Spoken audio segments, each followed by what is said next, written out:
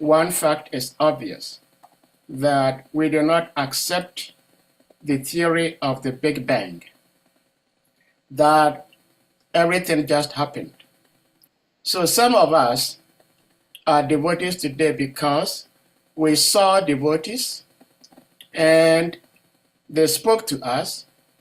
We read some books, we had some convictions, and then we became devotees. But it did not just everything just happened. So some of us, we have people who started everything. We saw devotees. Please, if you are not speaking, mute yourself.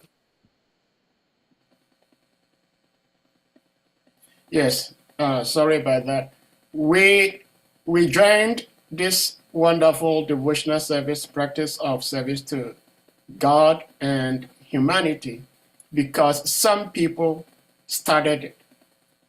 And we are just in it. We do not know how it began, how it started, the difficulties, the joy, the pain, we do not know. But by the mercies of their lordships, we have some of the stalwart pioneers of this wonderful movement, Hare Krishna movement, that began in West Africa.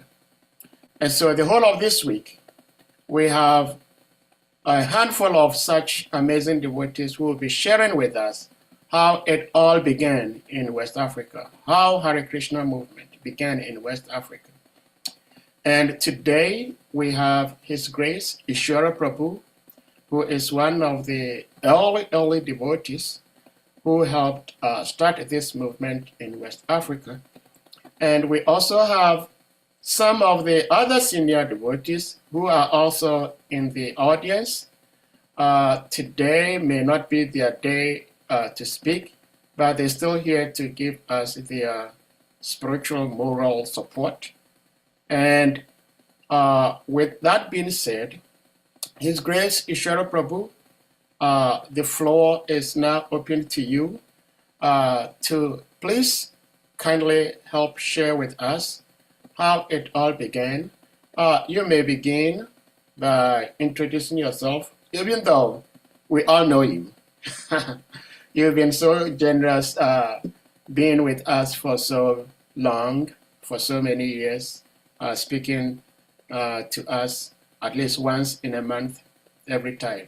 But still, you may introduce yourself and you may share with us where you were at, what you were doing, and how you met the devotees, how you became a devotee, and the sweetness, the difficulties, how to cultivate, and whatever came along with that, please you may share. So Hare Krishna, dear devotees, and His Grace Isvara Prabhu, please, you may go ahead and begin to share.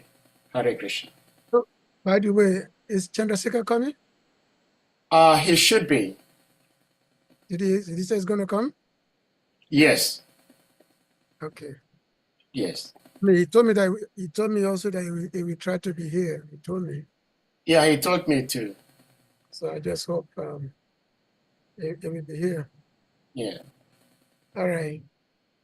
Gurave Gurachandraya, Vadikata Dalaye, Krishna ya Krishna Bhakta Yata Bhakta Yunamo Namaha. Agyanatimandasia Gananganan Salakaya, Jaxus Mitanyanata Smashi Gurave Namaha. Sikita Mano Bistan, Stapita in a Botale, Swarupakadami that is Padanti Sapadantikam. Vande Hansi Guru Sita Padakamalansi Guru Vaishnavascha. Serupam Sagajatan Sahagana Ragunatan Vitantan Sajivan.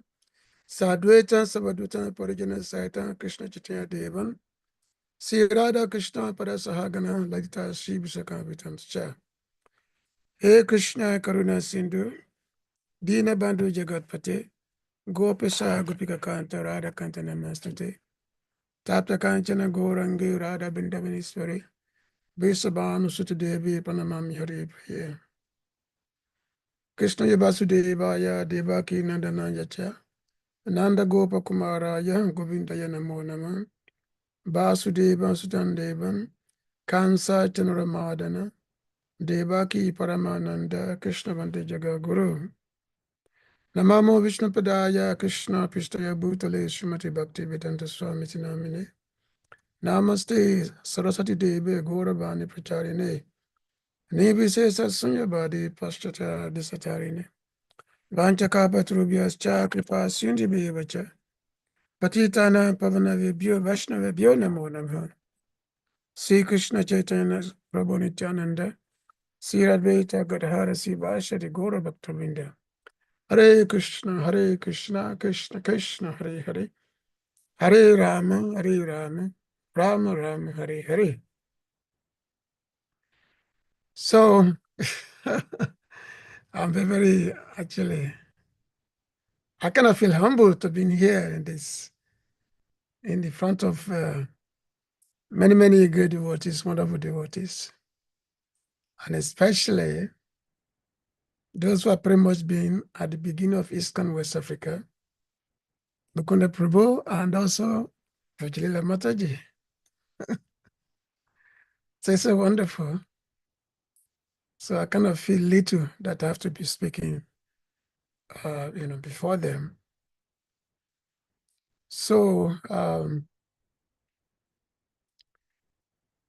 actually, this idea of we say something about the beginning days of ISKCON West Africa.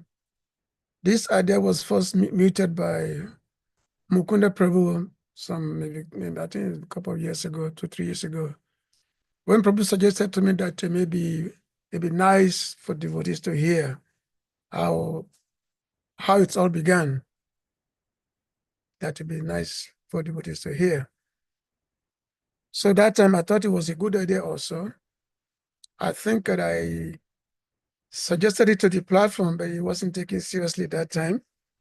But now somehow this thing again became generated within Saudi Prabhu that, okay, we're going to have this, this discussion of the beginning days of ISKCON in West Africa. And I'm kind of happy that we have many, many old people, old devotees here, apart from Mukunda Prabhu, Brajila Mataji.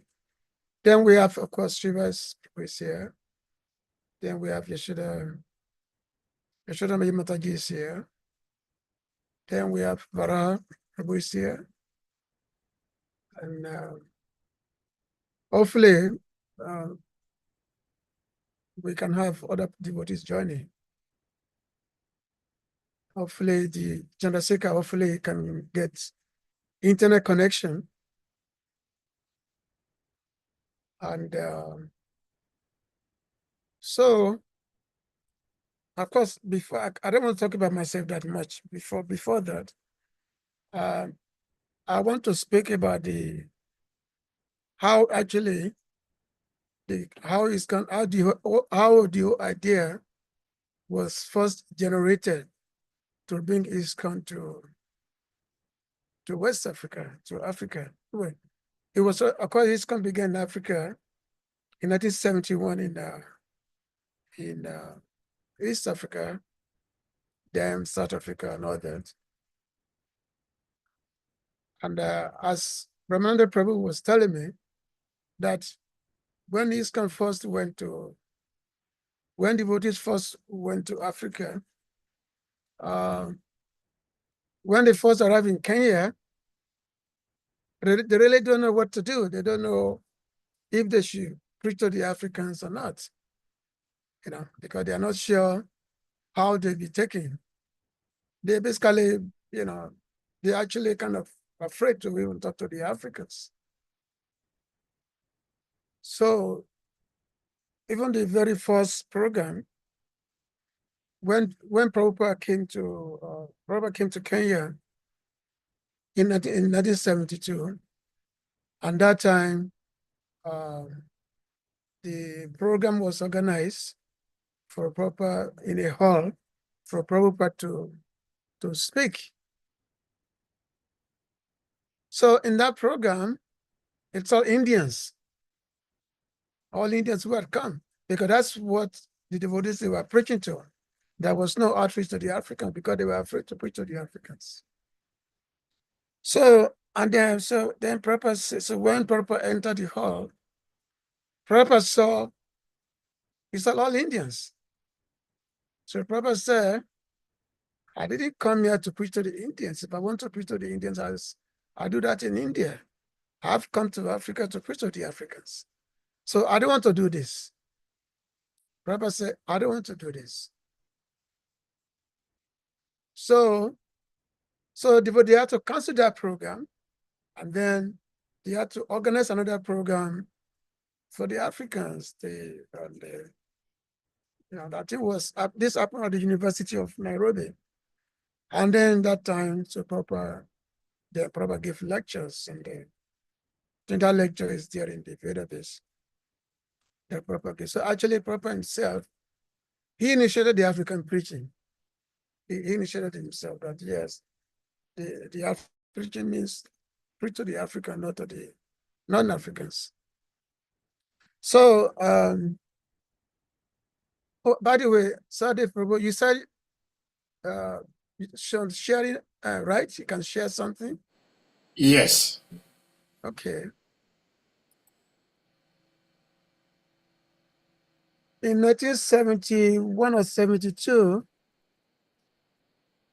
there was a letter that Prabhupada had written. And then that letter, because right from the beginning, 71, 72, actually Prabhupada had West Africa in his radar. Now, this sharing, I'm not too sure how to use it. There is, I want to show something from this letter. If you go to share, Okay. you must first put it on your screen as if you are actually reading it, and then you go to share on the Zoom.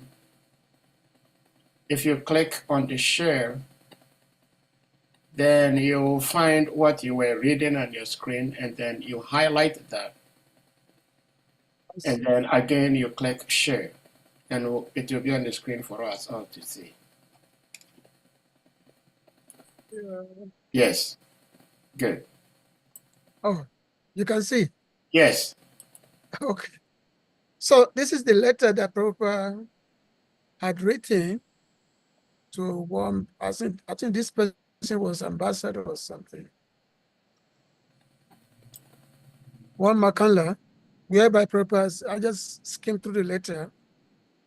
He said, please accept my blessing. I beg to acknowledge receipt of your letters dated August 30, 1971. And I have noted the contents.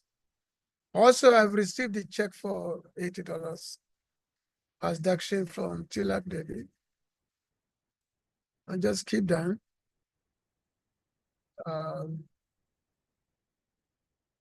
We want this ambassador should take part. Now, down, it says, so far, Mr. Devon is concerned, I'm enclosing here with one letter in the name of Brahmananda Swami in regard to opening a center in Nigeria. So this is Prabhupada saying in 1971, 72, that opening a center in Nigeria. And then there's another letter, which I don't have it on the board here, whereby Brahmananda, that time was in Maharaj that time, he had requested some tickets, six tickets, so that devotees can actually go to West Africa, to Nigeria, especially. And in a conversation with Prabhupada, now the conversation, you can see, right? This is one devotee we are talking about. Yes, we can see. So this is conversation. This is right after the 1977 or 75 GBC meeting. So Saswara Maharaj was saying, permission given to Norway, Vienna, and Copenhagen for the next year. Brahmananda Maharaj has been given permission to turn the following preaching centers into temples with deities: Mombasa and Mauritius and permission for a new center in Lagos. Jai. So Antamakrishna said, Maharaj said, oh, Nigeria. And the Maharaj said, yes. He said, preaching center in Nigeria, richest African country. So, West Africa has always been in the radar. And then in this conversation is actually taking place in, I think it was in France. Prabhupada was there. And then some of our devotees are going to Lagos. So the cardinal said, Lagos. Oh, yeah. You are going, also you? Dhananjay Prabhu said, no, not me, my God brothers. So this cardinal who has spent time in Lagos, Nigeria, he said, I have been there for 3 years. In Lagos, a big city, the majority are Muslim, 60%, and others are Christians or local religion. They are deeply religious people in Nigeria, deeply religious, all believers, they say. So thank you, I'm happy. So, this convention was being held in front of Prabhupada. And another one, there's letter which I read some years ago. Somehow this letter kind of got lost. And I tried to find it on database, I could not find it. In this letter, Prabhupada, he has sent 4 letters to one of the main businessmen in Nigeria at that time, Mr. Chanrai. Mr. Chanrai was very, very famous. It was like a very industrialist in Nigeria. So that time, so Prabhupada had written to Chanrai that I am sending my disciples to Lagos, and I want you to help them out to establish our mission in Nigeria. So that letter, I could not find that letter here. So after this last meeting in 1977, when Ramananda Prabhu was after the GBC discussion in 1977, so the permission was okay. Now they have to go to Lagos. Now, as Ramananda Prabhu was telling me, he said that because they've been in East Africa for a long time, like for about 5-6 years in East Africa, and the devotees always having problem to sustain the devotees, the African devotees. Many African devotees have joined, even some of them are even initiated by Prabhupada, but they never stay. They come and go, they never stay. So, which means they have a very longevity problems there in East Africa, can you? So Brahmana Prabhu, he told Prabhupada about this problem, that they were unable to sustain devotees in East Africa. So Prabhupada told him that, well, you have to go deeper into Africa. You have to go deeper. In this case, Prabhupada was suggesting West Africa. So in 1977, this was written by Jalakara Prabhu. So in 1977, so Brahmananda Prabhu, he sent 2 devotees to Lagos to distribute books. So these 2 devotees were Jalakara Prabhu and Shamila Prabhu. Jalakara Prabhu, I'm sure the Mukunda Prabhu is very, very familiar with him, nicely. So Jalakara Prabhu and Shamila, he passed away some few years ago. It's a Bengali devotee, but he was staying in Africa. So they were the one who first came to West Africa. Jalakara Prabhu and Shamila Prabhu. So they came to Lagos, Nigeria, and then they came with books. So they started distributing books in Lagos. They were distributing books and also making life members. They actually stayed in Nigeria for almost a year. They stayed in Nigeria for almost a year. Lagos, they were selling books to.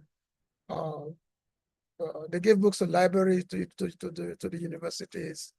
And they were selling books for about a year. But the actual preaching to the people had not really started.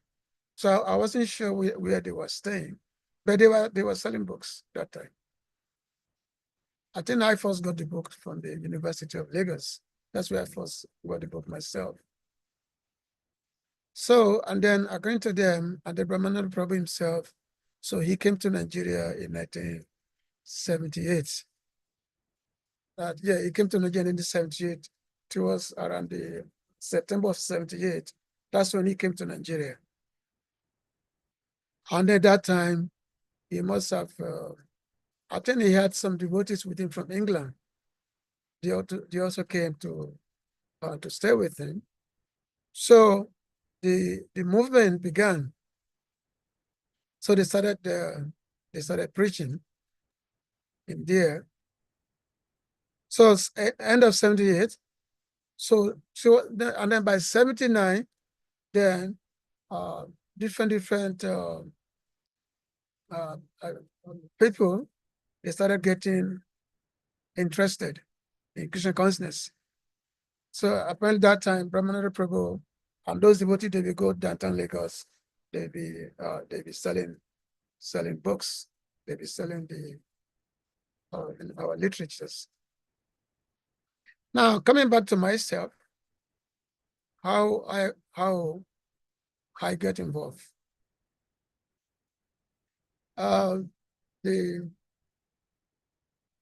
Because my whole life I was always kind of a religious kind of person. Of course, my parentage was kind of mixed. You know,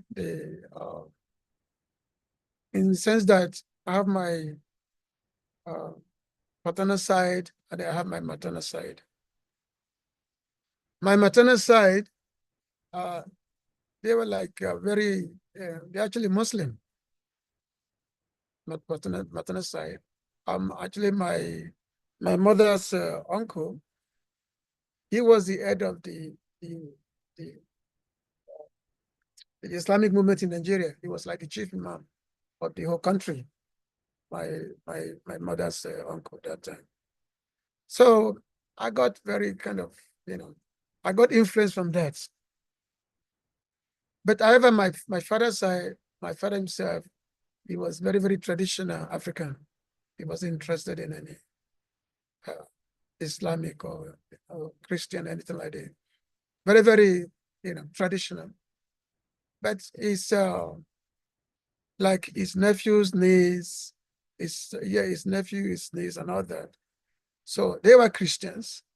They were like this Jehovah Witness. They are a very active participant in that. But as you all know, in Africa, even though a person may be particular religion, religions never really take any central role in people's life. So I mean, you all know. So even though a person may be Christian, so a person may be Muslim, but everybody still do everything together. So that's what we all know. Everybody do all things together. Within the same family, one person may be Alaji, and another person may be just a pastor. And another person may just be pastor. So that is the way it is. Even within my own family, I have Alajis, and then I have this one like pastor, Christian pastor. So, but myself, in the early on, I was very much into the Islamic side of my maternal side. Was very much, I liked that. And I was, as a matter of fact, I studied Arabic.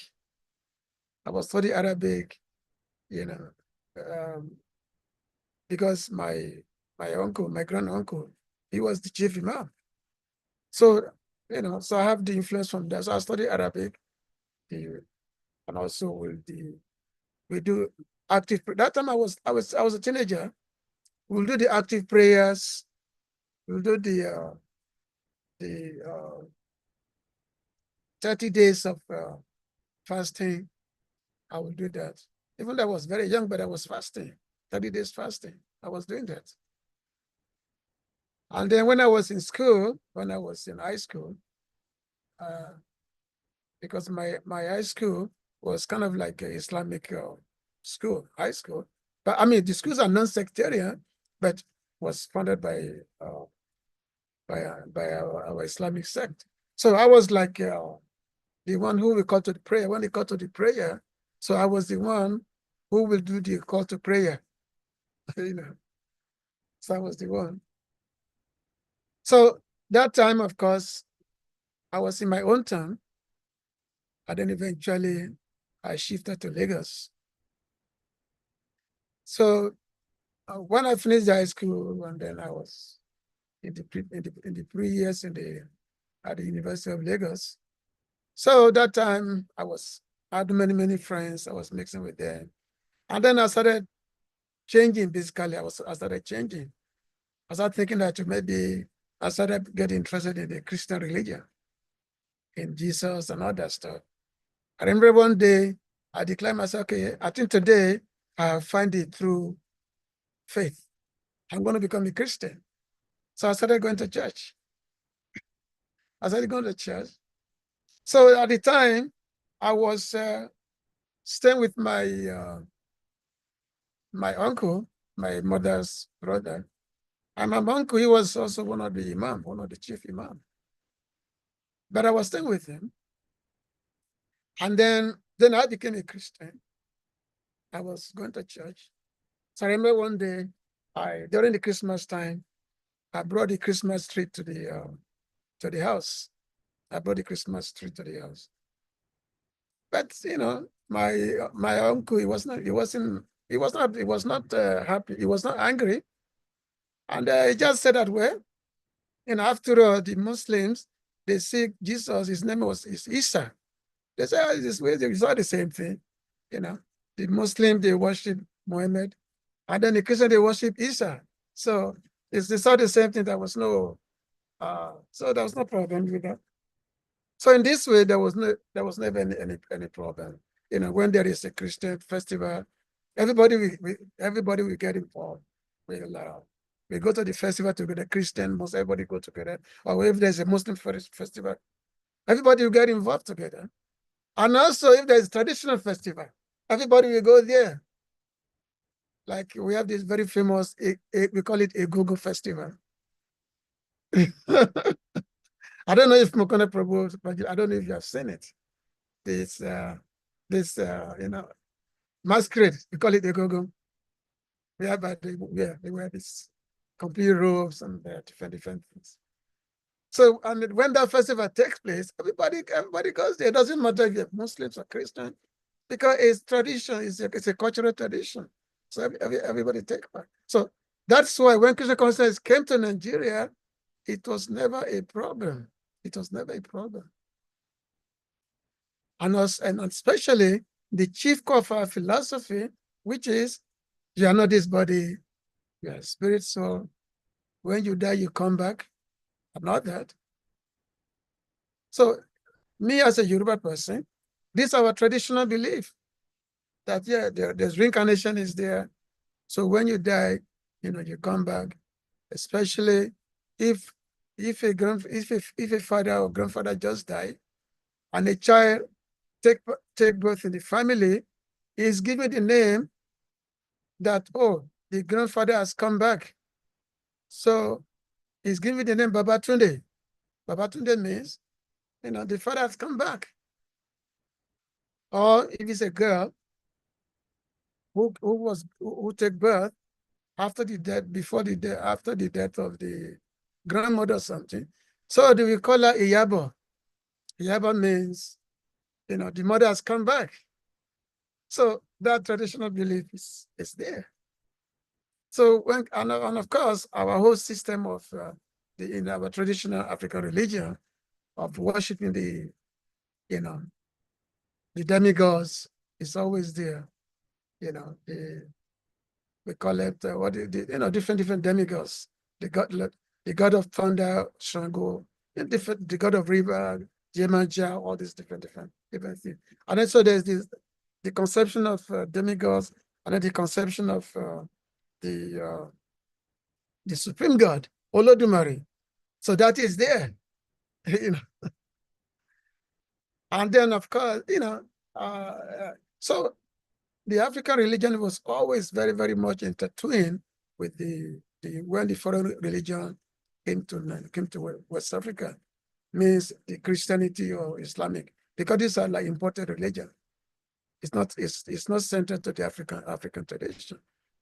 So and of course, when the Christian missionary, or the Muslim missionary, when they came to Africa, to West Africa, even though they tried very, very much to try to say that, oh, this traditional worship, this is just what do you call it, idol worship and all that stuff. Still, it never really resonates that much with the Africans. It never is. Everybody still, doesn't matter what people say, they still take part. And this is still there today. It's still there today. In African states, it's still there today. So there was one day I was. This must be the early part of '79. So I was walking on the street of Lagos. And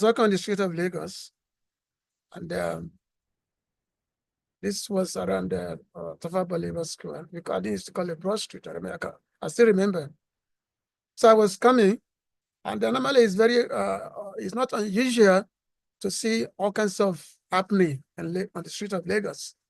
People will gather together. There's always something happens, kind of something magical will always happening. Now, before I actually met the devotees, even though I became so-called Christian, I was also became interested in the mystical books. So I was reading like this, like Lobsarampa book, very, very popular at that time. And then there was very, very popular television show in Lagos, whereby some guy, I think this fellow belonged to prosecution. And then this fellow will be talking about some mystical, whatever it is. So, and then, of course, I was reading, this Lobsarampa book. So I became a little bit kind of interested in the, spirituality or something that is beyond just the normal religion, something that is a little bit above. So one day I was walking on the street of Lagos, and I saw a very big crowd, the surrounding. So I kind of became curious, and I was trying to. So I also walked by, trying to see why people are gathering. What is this gathering for? So I went nearby, and I saw sitting on the ground this white man, big white man sitting on the ground with so many books around him, the Back to God magazine and all that. And I didn't know it would, but it's that many. I just saw there's one white man was there. He was sitting down, and then there was a magazine that was there. So I went closer, and then I picked up the magazine. I just picked up the magazine. It was sitting. I picked up the magazine from the mat, and I look at it. It said Back to Godhead, and then on the front. Okay, so on the front of this magazine was this picture of this Indian man, full picture with a big check on his face.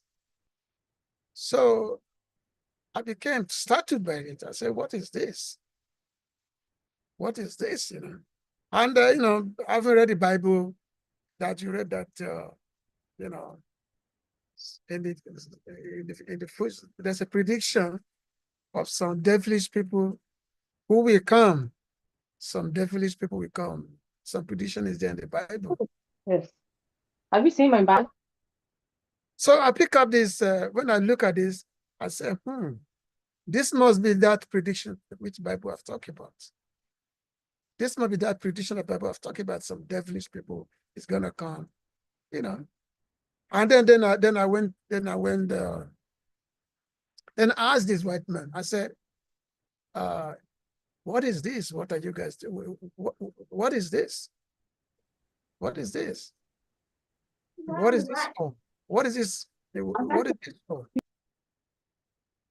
And then he said that, well, he didn't really say much.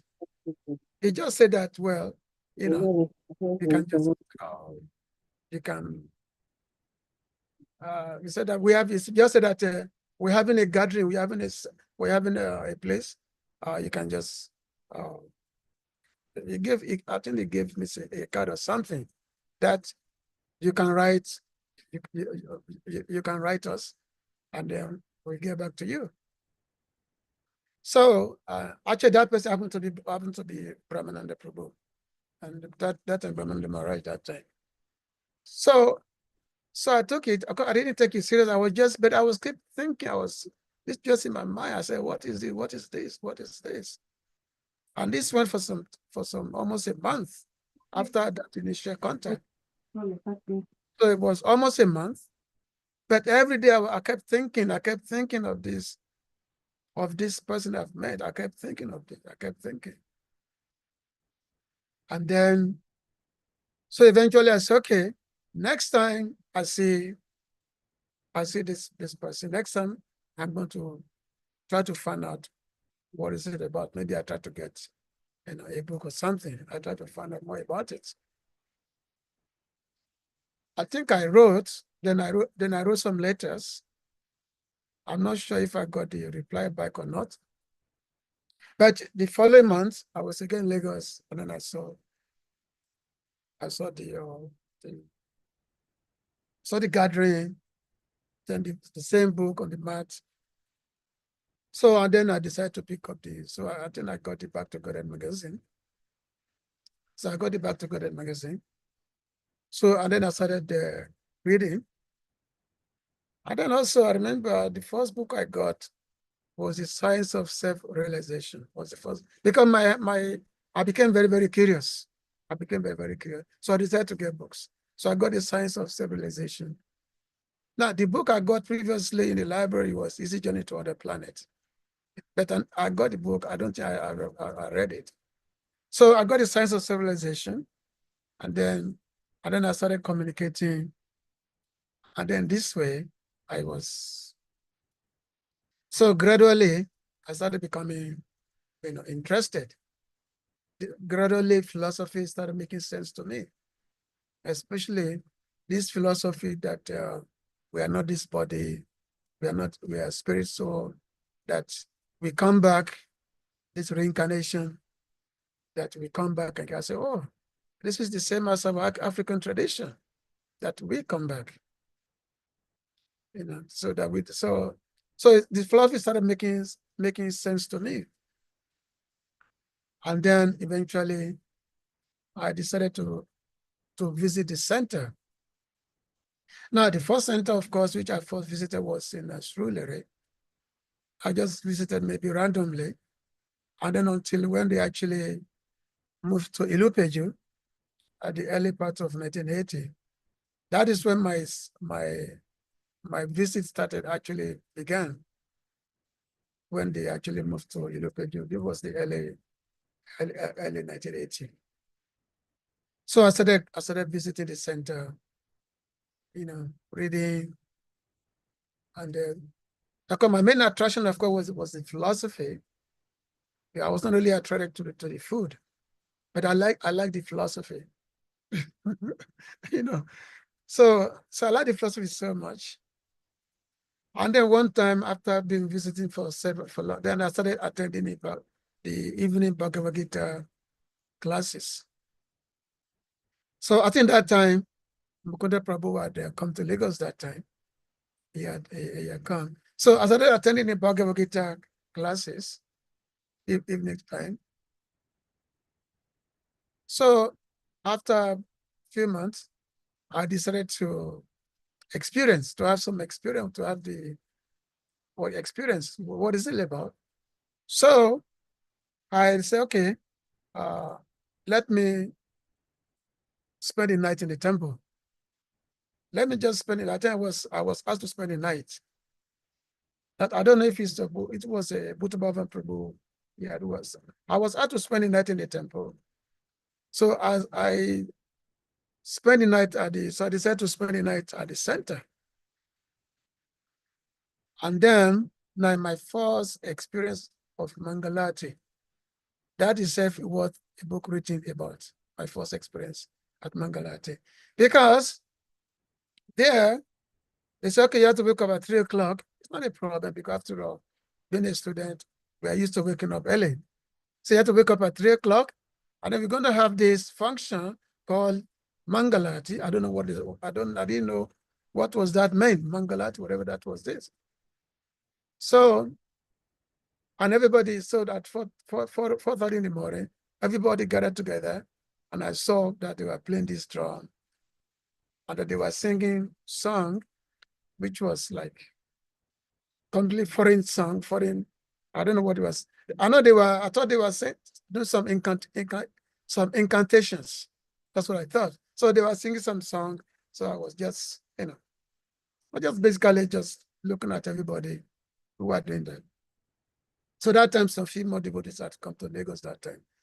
So they were singing these songs, and I was also listening.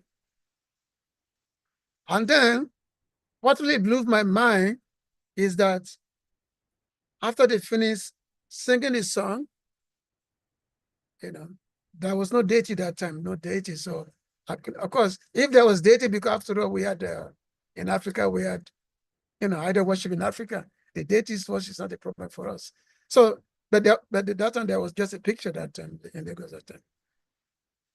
But what blew my mind was that after the initial song, the Mangalati song, now, then they brought a plant to the center of the room. They brought a plant. So I said, they're going to worship a plant? What is this? Plant? So they brought a plant, and I saw one fellow, he started shaking his head, doing something to the plant. I said, what is he doing? What is he doing?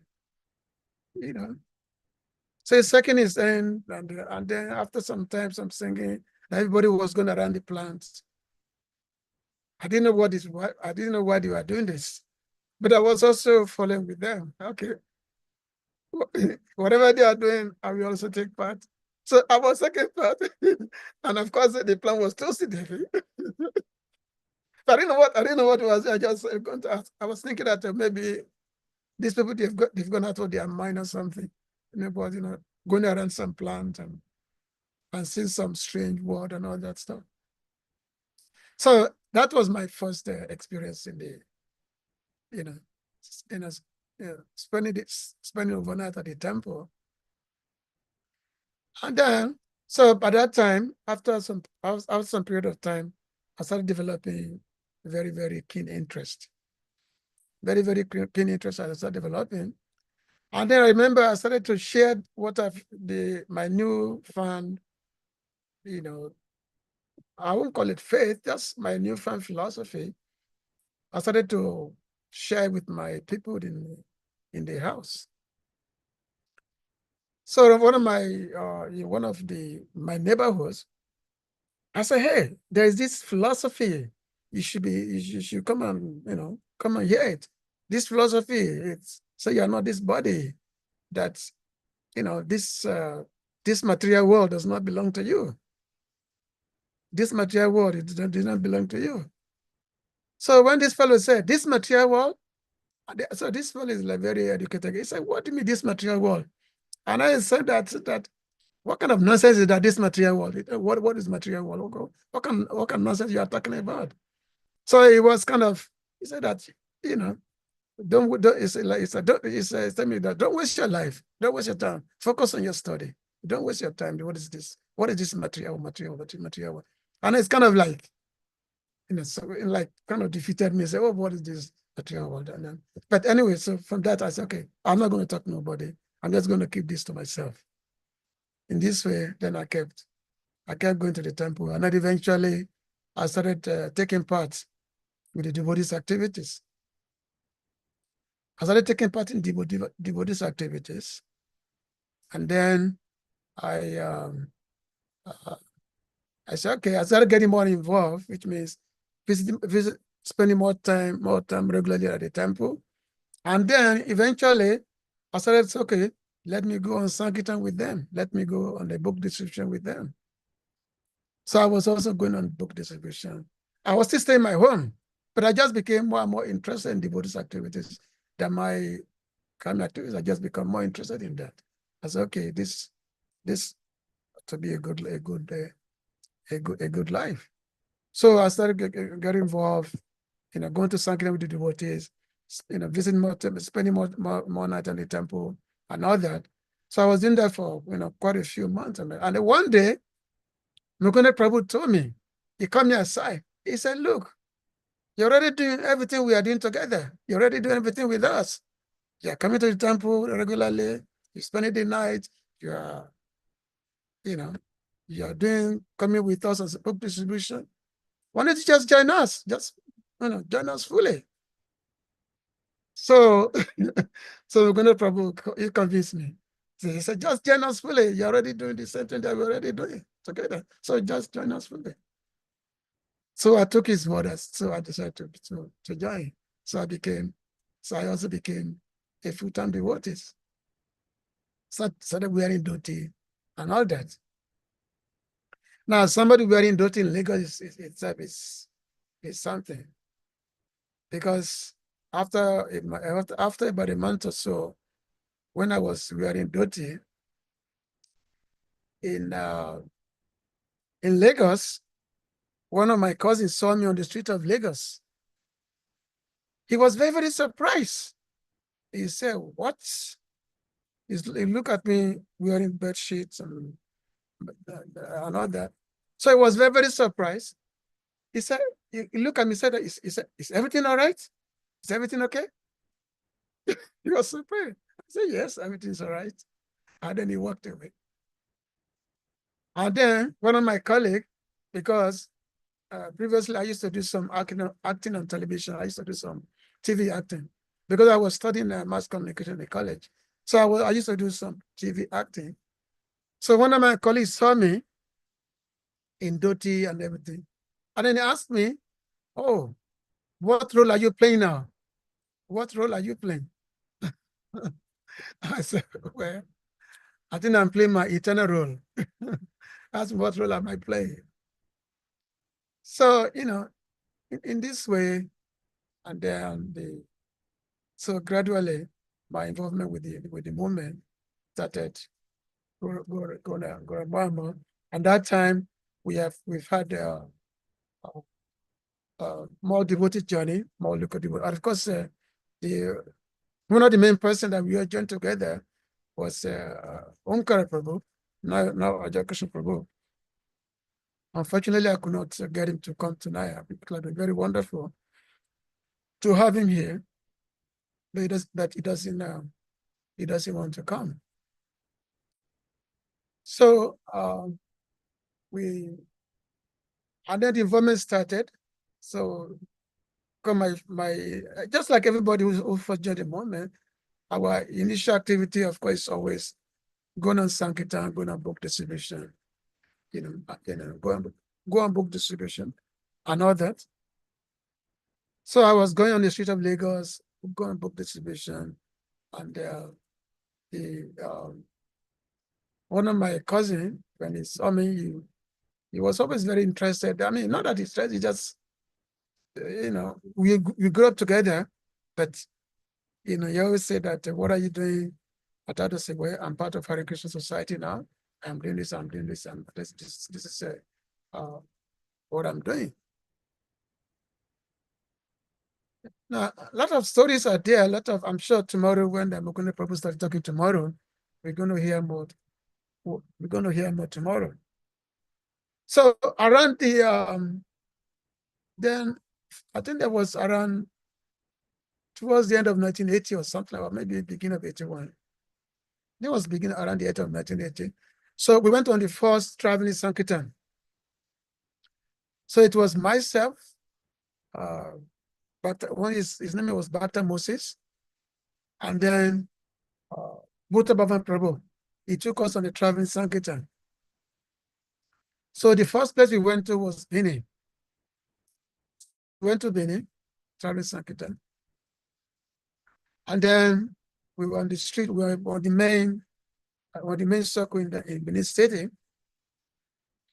There, they never see devotees before, of course. They never see anything like that. So people came, we were distributing books. And then some newspaper reporter came. They started interviewing us. So they asked me, myself, Dr. Moses, they asked, where are you from? Where are you from? So both of us reply, we are not this body. I said, we are not this body. That's how I reply, we are not this body. Of course, Bhutta Bhavan Prabhu, he said, I'm from Michigan, this and that, when he does it. But we say we are not this body. So in the next morning, the news came out in the next morning that these two Nigerian young boys, they said that they are not their body. They said they're not their body. And then, of course, then whatever the Bhutta Bhavan Prabhu, then they give, nice write-up, about him coming from Michigan and all that, But that time, but we said that we are not our body, because that was the philosophy. We are not the body, which is the typical answer to any new person joining. So, and so we were in Benin for a few days, distributing books. It was nice. We did a lot of book distribution. Many people got interested in taking the books and all that. And then we returned to Lagos. We came back to Lagos. And of course, I'm not a good storyteller, so I'm just saying things randomly. I'm not a good storyteller, so you have to forgive me. There are many events that took place. Now, I think that's that first picture which was taken. I don't know if were you giving that picture? Sorry, Prabhu? I should think so. Let me see if I can find it. Yeah, if you can put it on the board. So Brahmananda Prabhu, he gathered us together. That picture, it was, I think it was either December 1980 or the around early 81 or 82. That picture. If you can find it. I was playing. I was holding the Medanga because I was the first Midanga player I was taught by both Obama Prabhu and Kende Prabhu at that time. Okay, but they taught me how to play Midanga. So I was the first Midanga player. And of course, now there are so many wonderful Midanga players now that I'm no more. I'm not a match for them anymore. But I was the first Midanga player. And then we had the first TV show. We had a TV show in Lagos Television. And that TV show, that time, all of us from the temple went. And then so on that TV show, so Brahmananda Maharaj that time, then he asked me to lead the kirtan. So I led the kirtan in this very first TV show.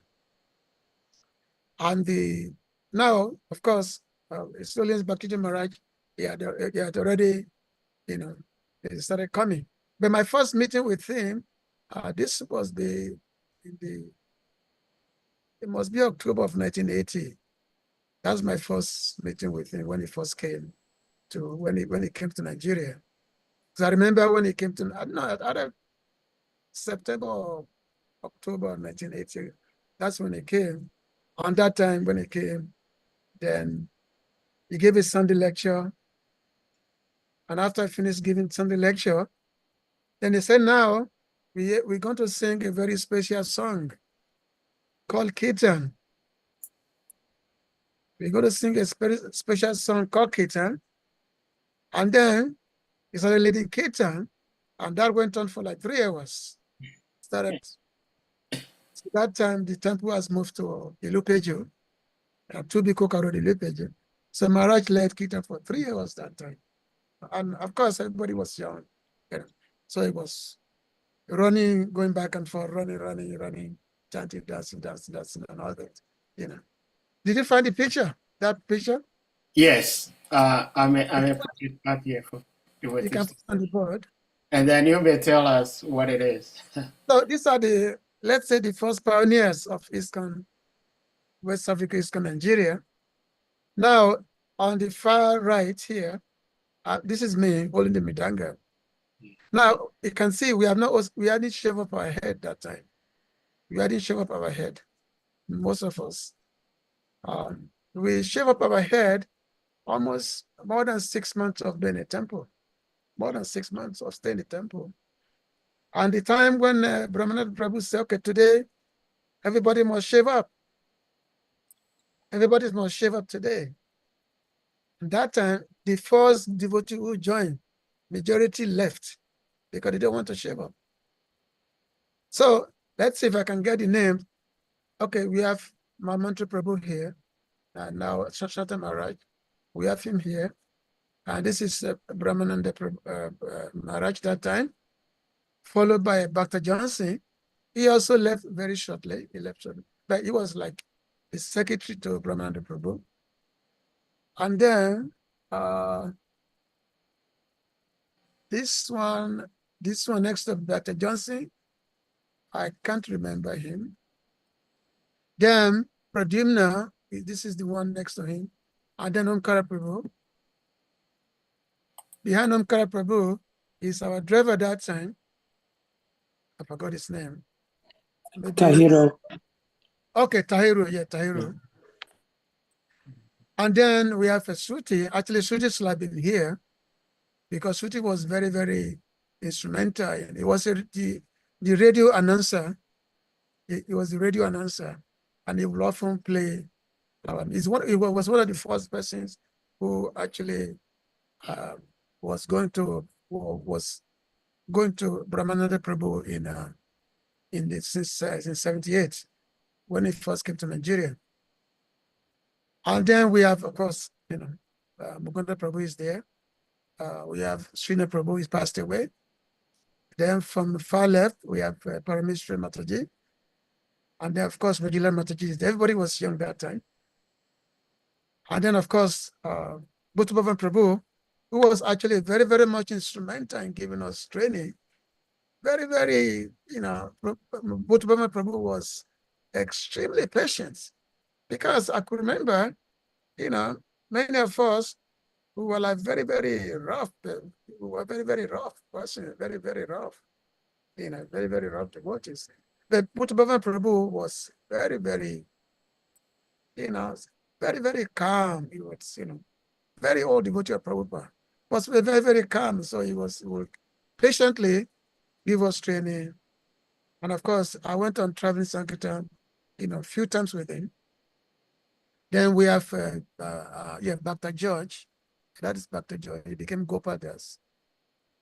And then the one next to him, is this Taufik? Taufik? I don't think so. We're talking of. The Tafik is head is turned. Okay, maybe Taufik. Okay.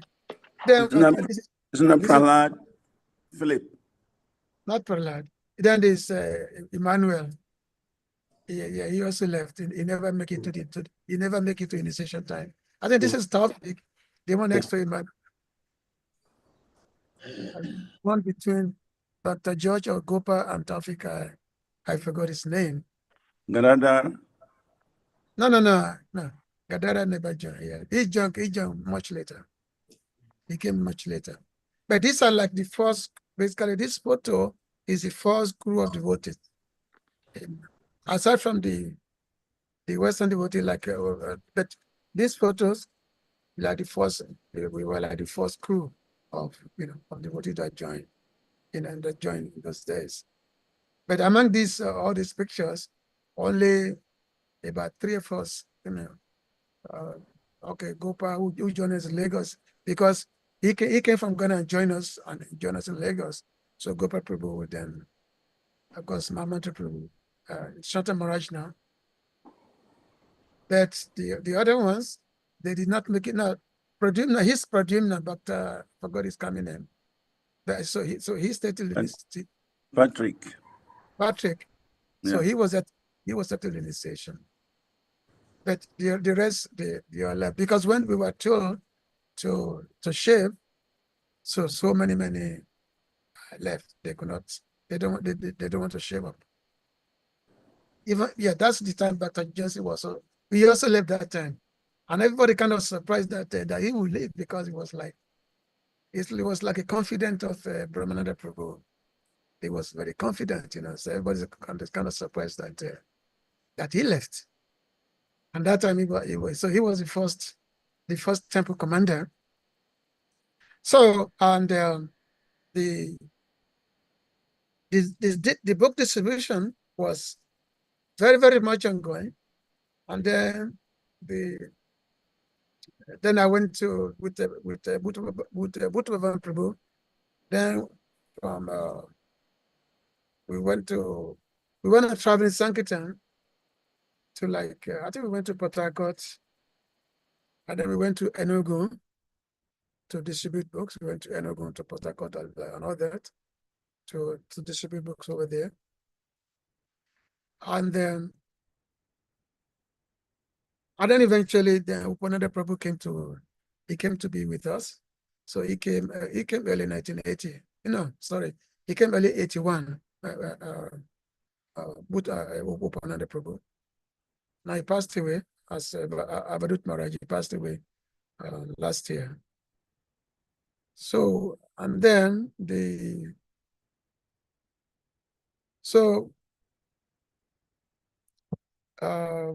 then the first time we went to Port Harcourt, and then Port Harcourt we went. Then we started doing book distribution in many places like that. We would do book distribution, and I remember then we did the university program. So that time we had gone to University of Ife. So it was Bhakti Maharaj, then Brahmananda Prabhu. Then many of us, we went to University of Lagos. So we were distributing books, and then Bhakti Maharaj gave lecture to the student. It was very, very, it was very, very enlivening lecture which Maharaj gave to the university. And then we spent the night at the university campus and all that. So, and then throughout the whole 81, so basically the main activities was book distribution. I think it was the March of 81 that Mukunda Prabhu, Bajila Mataji, and Santa Maharaj, they went to Ghana. And I remember one morning they just packed up a van with books, and then they went to Ghana to start the mission in Ghana. So that one probably will relay that tomorrow, how Ghana mission started. And then so it was the time of initiation. So this was around December of 81 when we know that, okay, a guru has been selected for West Africa. That time, Kitaman Maharaj. So that time, it was just, so Bhakti Maharaj, he has selected 3 devotees for initiation. It was just myself, Omkara Prabhu, and then one, it became Patita Bhavan. I think it was he's from Ghana. It was Bhakta Peter. He became Patita Bhavan. So it was just three of us that was selected for initiation. Dr. Paul. Yeah, okay, Dr. Paul, yeah. So 3 of us were selected for initiation. But when Bhakti Paul came, Kirtan Maharaj came in the February of 82, he said that, okay, he will initiate everybody. He's going to initiate everybody to Kirtan Temple. So because that time we had so many boys who were just coming, like, Kalidas or Chitaketu, that time, and Gadara, they were just coming to the temple. They were just, just maybe 1 or 2 months in the temple. And then the Bhakti said, okay, I'm going to initiate everybody. So in that first initiation, there was like maybe 22 devotees were 22 devotees were initiated. And he did the same in Ghana also, when I'm sure, I think Mukunda Prabhu, he had recommended some few devotees for initiation. Even some of them even became angry with, I remember, I think it was Lakshmi Party, who became kind of angry with Mukunda Prabhu. That why you not recommend me for initiation and all that. At that time, then Bhakti also said, okay, he's going to initiate everybody. So others who are never recommended, so dear God, that initiation that time. And then, so after the initiation, this was February of 82. And then everybody went to, then Maharaj. So they went to India that time. So they went to India. And then some event happened. It was March of 82. One event happened just early morning, just right after Mangalati. I was chanting, and I saw some boys walking around, guarding the doors. They were walking around guarding the doors. So I was wondering, why this guy guarding the doors? Why are they guarding the doors? I was walking around. And then I saw that in the office. That time the office was just the store. I saw that in the office was some devotees, they locked up Nityananda Prabhu in the office. They locked up Nityananda Prabhu in the office. So I realized that some kind of a coup had been thrown. So there was a coup in the temple. So all of a sudden there was a coup in the temple. Whereby the so-called local devotees, they wanted to take over from the foreign devotees who at that time they were managing. They wanted to go because at that time there was Srinath Prabhu, who was president before, but he had left at that, and then it was Patamitra Prabhu, who was the president. Patamitra was the president, and then but Upananda Prabhu was always overseeing the function of the society, that he was always overseeing it. So these devotees, few of them, they told Upananda Prabhu that, well, they have to give the key of the temple to us, and that all the foreign devotees, had to go, had to leave. So, and I thought to listen to that. I said, hey, what you guys are doing? What are you doing? What is this? And then of course they were very, very angry. They said, oh, you don't know anything. Don't get involved. So, and then of course, that same morning, I remember, yeah, Sikimeti was also there. Prabhu was there when the coup was done. So he left Lagos. He left in the morning. Immediately went to Lagos. He was going back to the west. And then I think somehow the information got to Ghana. So both Mukunda Prabhu and the Mahamatu Prabhu, they came to Lagos. And I remember very well in the evening. So Mukunda Prabhu was he was giving lecture. He was giving Bhagavad Gita lecture. This was during the coup. And it was kind of trying to say gently how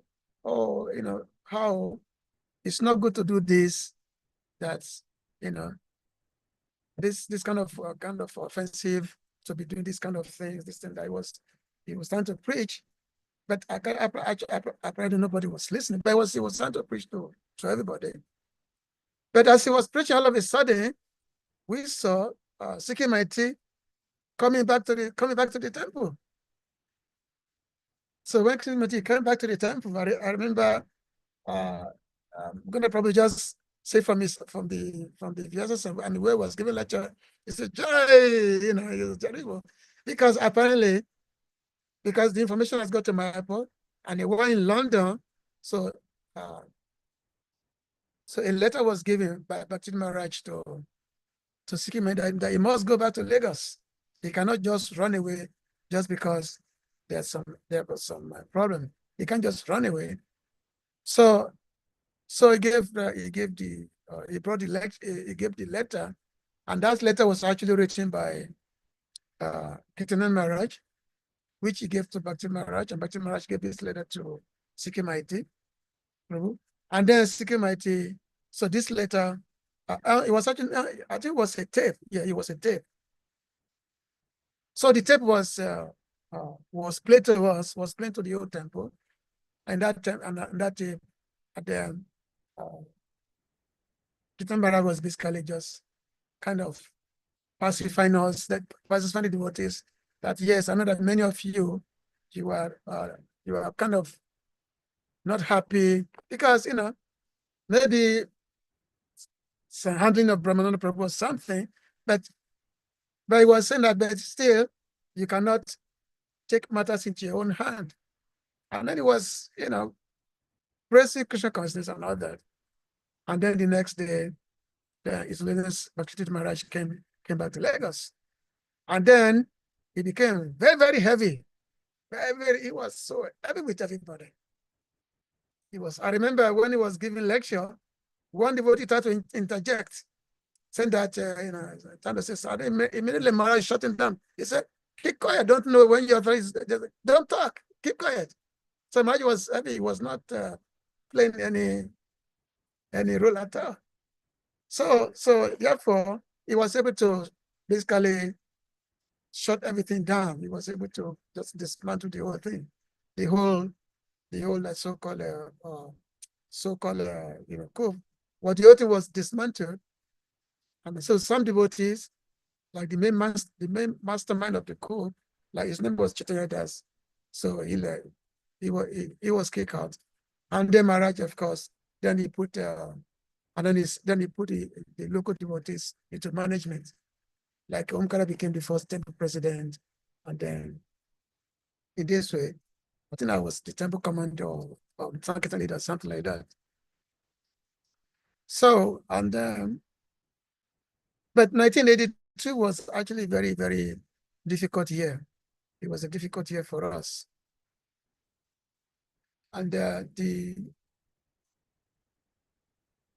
just before I came to some of the problem that we had in 1982 is that I was taking the boys, some young devotees, I was taking them on a traveling Sankirtan. I remember one time, I just took a bunch of boys. We were all boys. I'm also a boy that time. I don't think I was more than that. I was 22, maybe 22 years old. So we were all boys, of course. So I took the younger devotees to me. So I took them on a traveling Sankirtan. So we went to we went to like Lokoja, and then we went to Jos. So we went to Jos, and they were looking for a place to stay. So, and I said, okay, let's go to the University of Lagos. No, sorry, the University of Jos. So we went to the University of Jos, looking for a place to stay there. Somehow we were able to find one Indian gentleman. His name is he was a professor there at the University of Lagos, Professor Tiagi. So then I talked to him. I said, well, I'm from Lagos. And I told him that myself, I used to be a student at the University of Lagos. And now we are Hare Krishna movement. We come here to distribute books. and we need a place to stay. So initially, he was kind of reluctant. He said, okay, I will get you a room. So he gave us a room to stay at the campus. But he wanted to find out more about me. So he called up the University of Lagos. He called up he wanted to find out if I was a student or not. So he called up the registrar of the university. And they said, yes, they confirmed to him that, yes, he was a student here. So he was very, very happy. And I became very, very friendly. So he hosted us for like a week, or more than a week. We were in Jos. And then of course, he was taking me around. He will always introduce me to all his Indian society there. That, oh, this is Isvara. You know, he was formerly a student of the University of Lagos, this and that. So this professor, he eventually became a devotee after that meeting. So he became the whole family became devotee. The whole family became devotees, and then they actually moved. Then they all left Nigeria, and then they came to America. It was 84 when the whole family got initiated. And his name was Vibhishan Das. He became Vibhishan Das. Then the wife initiated. The children also, they're grown-up guys, so they got initiated, that time. So they all became initiated devotee. They're still in America by now. So in Jos, because Jos was a cold place, and I've never been in a cold place myself before in my life. I'm from Lagos. I'm from the Western Nigeria, not in the north. So cold, Jos is a very cold place. So I remember one time I was preaching to someone. I was telling him that, look, we are not this body, we are spirit, soul. And then my mouth was shaking because it was so cold. So I said, we are not this body, but this body is cold. This body is fully cold, So that was it. And then so I went just for like about a week. I went there for almost 8 devotees. I took them. And then from Jos, then we went to Abuja. Abuja was just some tract of land. But that time we thought because there was Nigeria just chose a new capital. So we drove through Abuja, which was just a tract of land. And then after that, then we went back to Lagos. Now and then we had some problems. We had some problems towards the later part of 82, because that time everything started becoming difficult for us. We see there was still only one temple in Nigeria, which was Lagos. So everything was difficult for us. That time we had the chairman of the society. His name is Mr. Umba. He was the chairman of the society. And that's it. And this Mr. Umba, so he decided to take over the ISKCON with this guy who had left the temple, Chaitanya Das. And then there was one fellow, he actually used to be my driver. So he's kind of a crazy guy. So one time we had a very nice it's like a mini bus. Nice, very, very nice, but brand new, which we had. So one time, this fellow just drove off the temple. He just drove off. He took the key, and I didn't know, because he was supposed to, but somehow he got the key, and then he just drove off.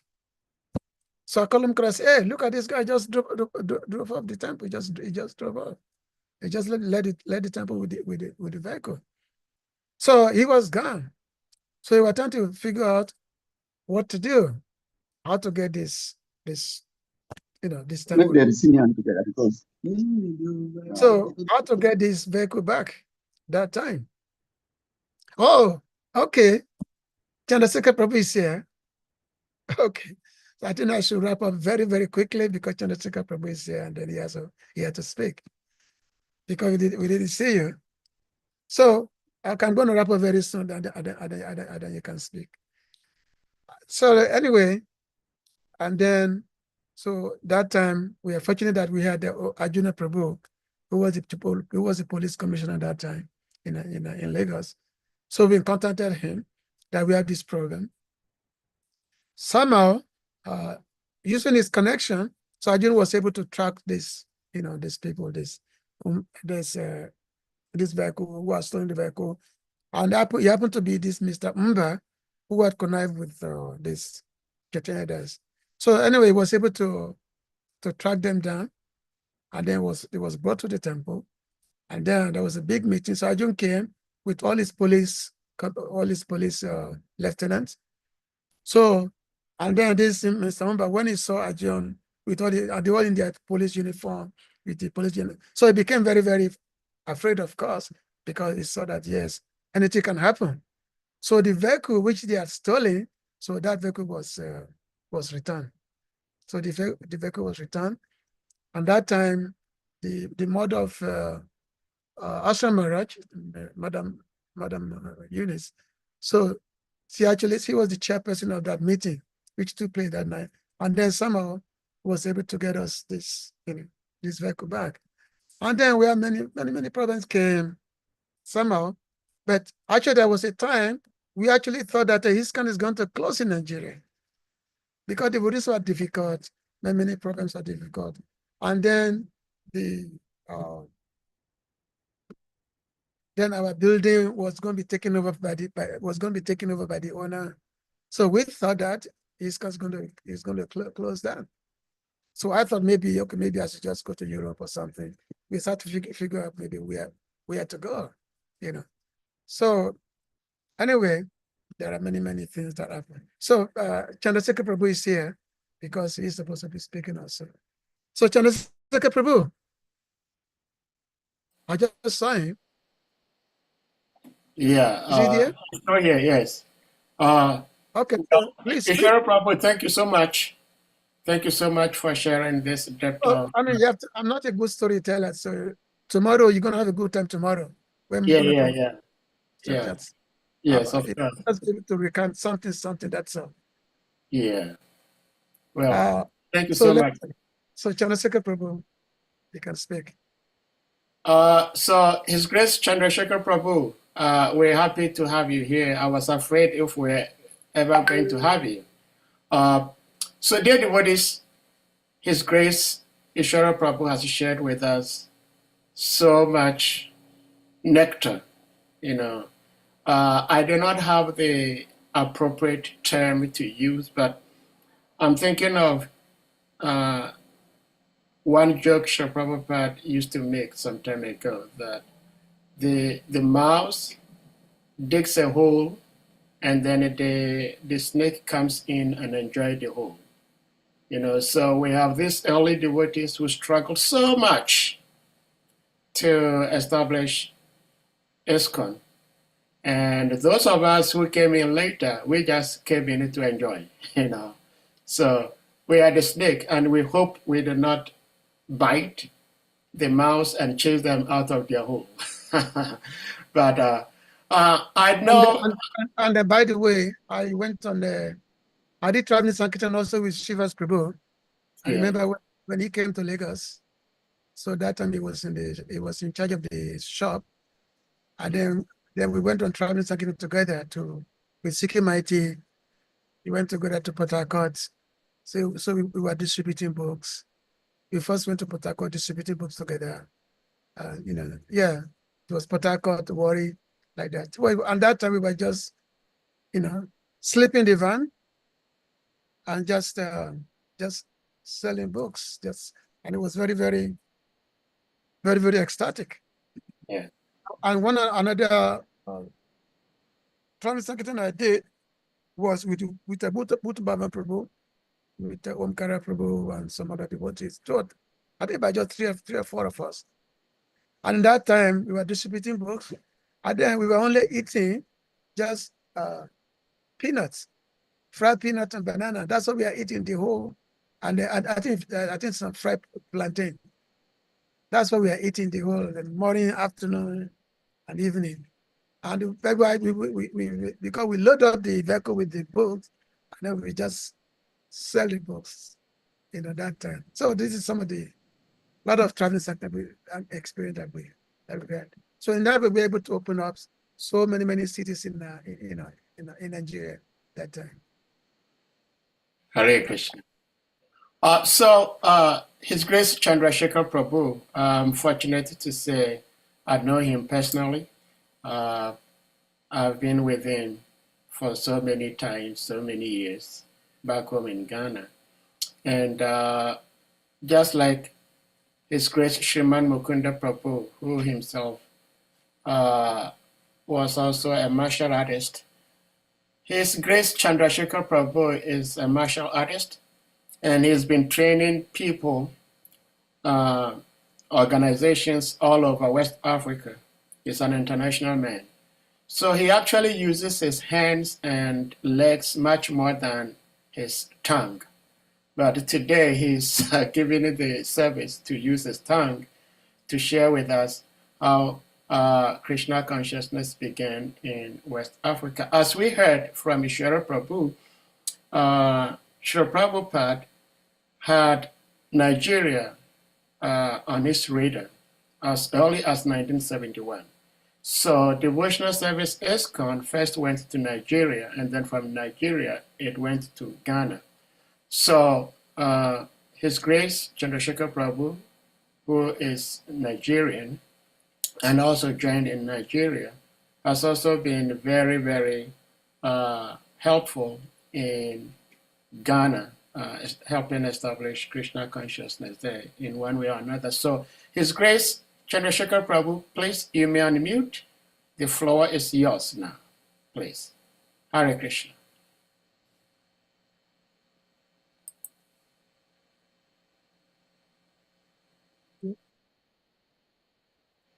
You are still muted. Okay. Now you can go ahead. Yeah, Hare Krishna, Prabhuji's. Hare Krishna. Hare Krishna, Prabhuji's, Mataji's, Maharaji's. I greet, my special Dandavat and Pranam to all of you, great souls who have continued Prabhupada mission. May Krishna, Gurudev and Krishna continue to bless you abundantly. Well, the term, as I saw it, was the genesis of ISKCON in Africa. Well, the much I know is that at the beginning, it was just immediately after Festac 77. Everything started in Nigeria in 1978. And at that time, there were not much of us, only 4 of us. I remember vividly myself, then a friend known as Bacta Martins, then another one called Kasali, then later on initiated and became Keshava Das. Then Bacta Martins became Mahamantra Das. But I learned he's now one of the gurus in Gaudiya Math. Then the 4th person is called Pradyumna Das Prabhu. So only those 4 of us that were going for Bhagavad Gita classes in the evening at the first place where the temple was. It was just a small room given to devotees that first came. Those first devotees that came were just only 3. Brahmananda Swami then, and then 2 other white devotees. And the place we were going to attend the classes then was called Babs Animation Street, near Census at Surulere in Lagos. Apart from the 4 of us, no other person. Only the 4 of us that used to attend Bhagavad Gita class in the evening. Then later on, Bhutta Bhavana was one of Prabhupada's disciples, a black and tall giant devotee, came, and then he was surprised to see me playing Mundanga. He said, "Did you learn it before?" I said, "No." He said, "But that means it looks like it's a carryover. You must have been playing it in your previous life. So yeah, maybe. Then after arrival of Bhuta Bhavana, the next person that came was another black devotee called Ekendra Das. Ekendra Das Prabhu was a former Mother Brajalila's husband. He also used to practice shalat. So when we make acquaintances, he told me about his martial art. I said, well, I've been doing this, I've been doing karate since 1963. So wow, that he's into it, he just does self-defense and some few things. Then after Ekendra, then Shri Krishna came. Well, Prabhuji, I must share with you that Ekendra Prabhu is here listening to you, if you were not aware. Hare Krishna. Yeah, you may go ahead, Prabhuji.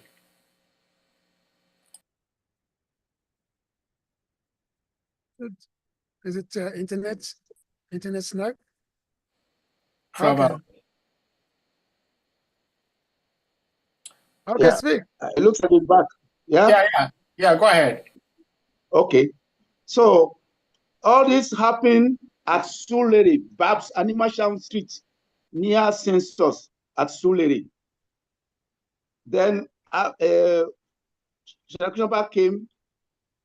I just came for Bhagavad class one evening and saw him there. Then he was in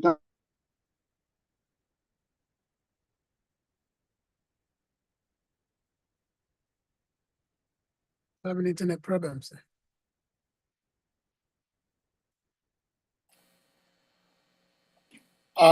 His Grace Chandrasekhar Prabhu and Utpala Prabhu, we will humbly suggest that you turn off your camera and just use the mic.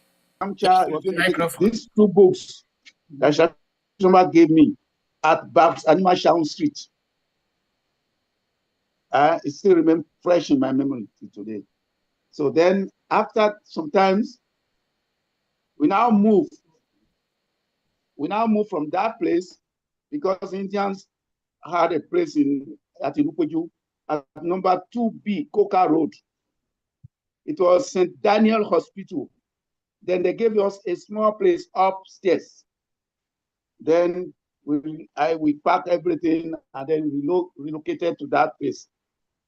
Then temple activities started. That was where we started making devotees because I was working as chief security officer somewhere. Then I would come and join devotees for Harinam. And it was only one of the Harinams at Tinubu Square that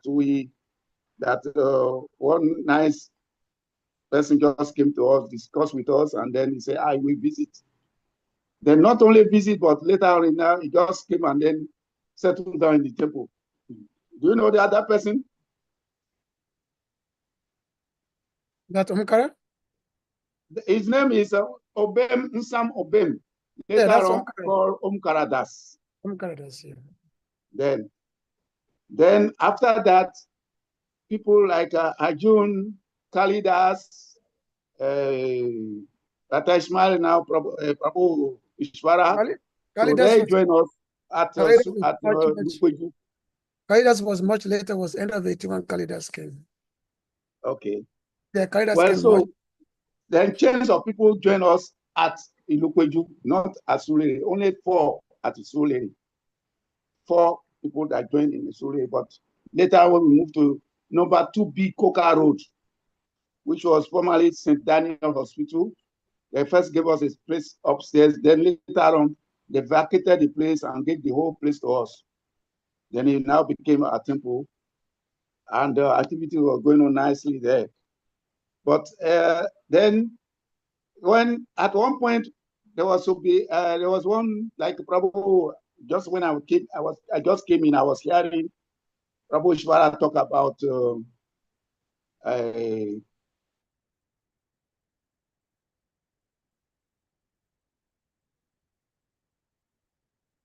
Is the phone Exact. He tried to hijack the whole of ISKCON in Nigeria those days. But because of the vigilance of some of us, and then Mrs. Nonchiri, who was the secretary, because Ramananda Swami then made me say by putting Asikimba as chairman of the board of trustees. So this, he felt, oh, it could do like they do in Christian churches, hijack and then take over. But it was not successful because Mrs. Nonchiri, who was the secretary to the board of trustees, came at one time. Meanwhile, they did a lot of, he even sponsored some higher killers, assassins, and they packed some devotees into a vehicle, including late Prabhu Ramananda. They were to pack them and go and kill them and drop them in the sea around Badagry. But then, unfortunately for them, one of the devotees was a Yoruba boy. I think he's from Ibadan or Abeokuta. So as those people were talking about how they were, they will do their job clean and nobody will know about it, and then just dump those people after killing them. They were saying it in Yoruba, and then the Yoruba guy just told them that, who told you to come and to go and kill us? I mean, we are all of us in the vehicle, we are Yoruba. Then those people were shocked. Then they dropped them around Agbara, dropped them from the vehicle, and then drove off. That's how they were saved. As Prabhu Isvara just mentioned that vehicles were stolen. Yes, a lot of vehicles were stolen. A lot of books were also diverted somewhere in the east. We later on started seeing some of those books later on when we were on Sankirtan or Harinam. But then the main thing is that with the special help of Mother Mrs. Nonchiri, who happened to be Ashram Maharaj's mother, we were able to save ISKCON those days because she she replaced the chairman and sat there, and all of us around her, and then we were able to save the movement. And then it was a general assembly meeting, and finally some strong decisions were taken to finally recuperate all those things that were stolen. And then Prabhu Arjun now was to help us, and he actually helped us, and we were able to recuperate some of the vehicles. And so a lot of things happened. A lot of things happened those days. But as the term was the genesis of ISKCON in Africa, actually this is how it happened. It was in 1978. Because during first TAC 77, I was engaged as one of the guides to take out the foreigners and then guide them, help them to translate. Those who want to buy something, we help them translate from English or from French into Yoruba. And some more we translate into Igbo, and then they'll be able to buy whatever they want to buy in the town. Then we come back in the same festival vehicle, those big buses that were made available by federal government then. So it was just a year after that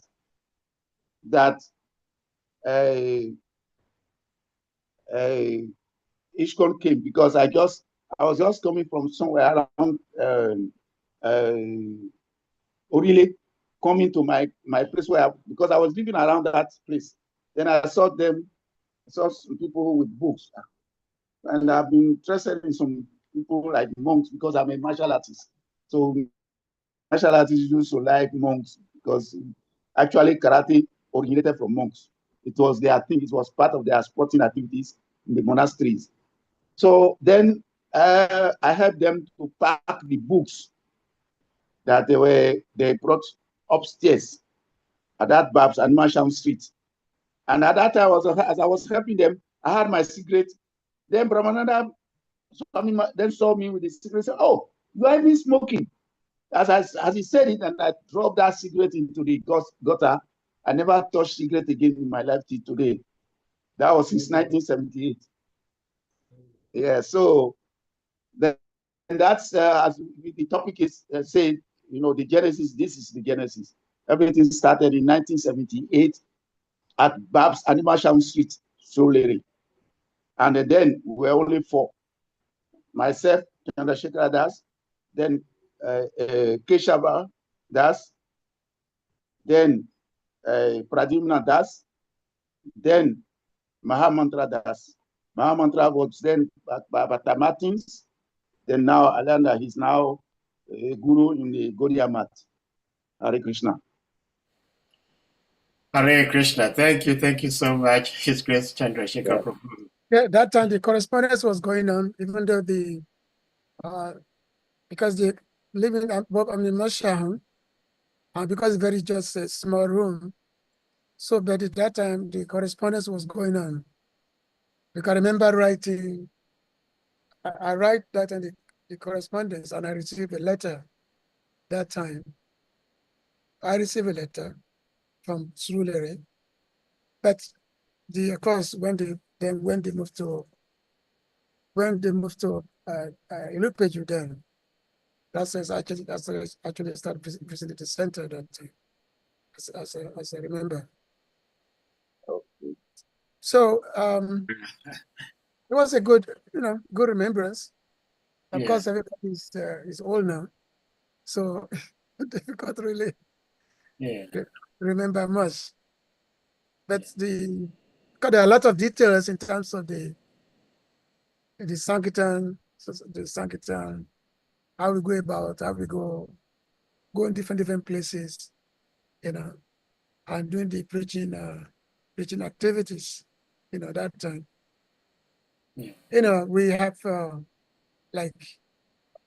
we had one devotee called Umapati Prabhu, who came from US. So he came later in 80 where he came. So he was basically like our Bhakti leader.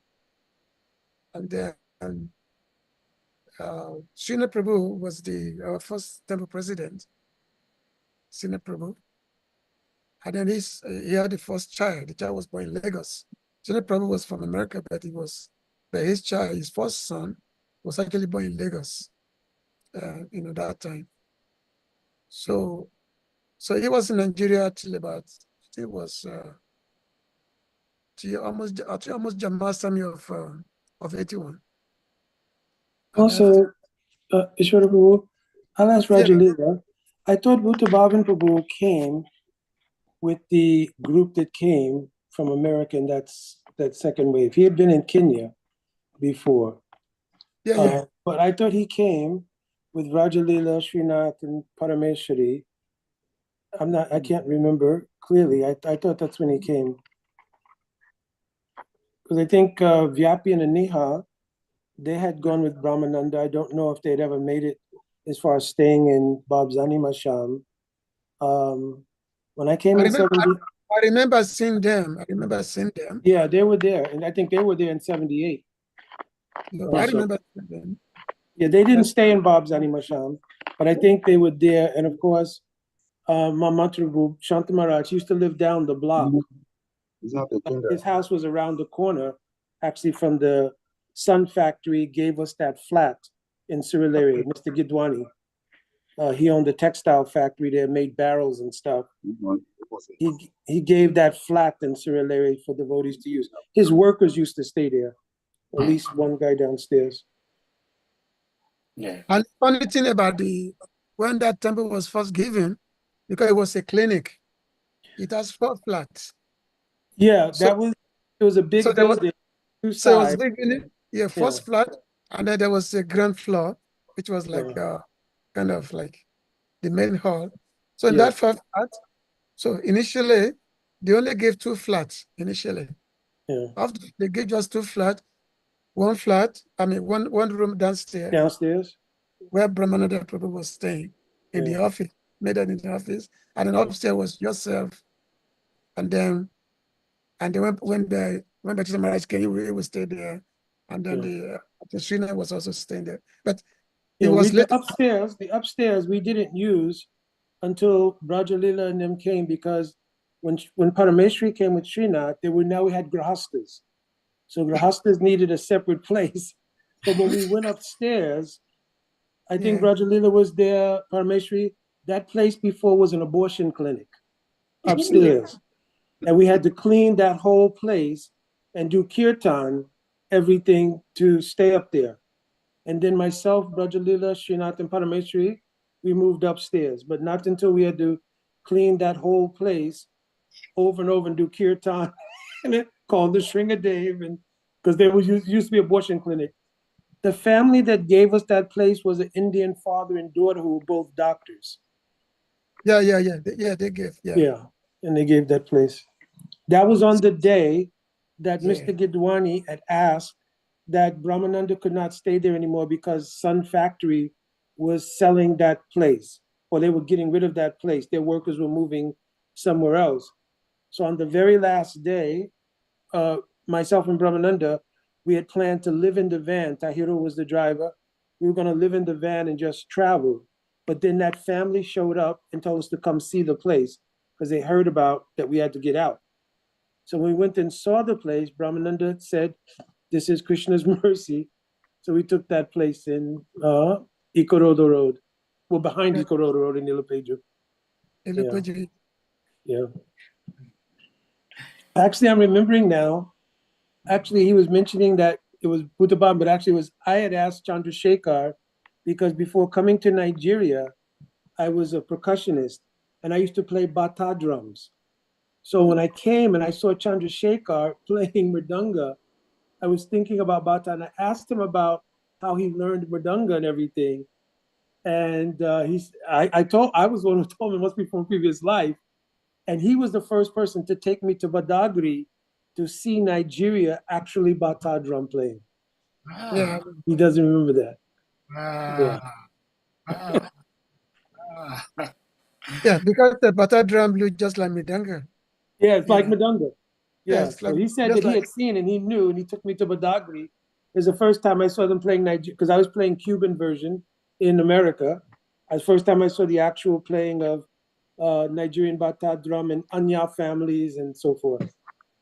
Actually, there was a show, a TV show in Bombay some time ago. They brought a bata drum player from Nigeria, Mhm. and then there was a Midanga player from India, both expert, and then they had them play side by side. But you could say like when this like they're both playing, they could not see who could defeat each other. Yes. Yeah, they could see. I mean, because this butter player when they play, it's like I mean, Yeah. because like two side, you know.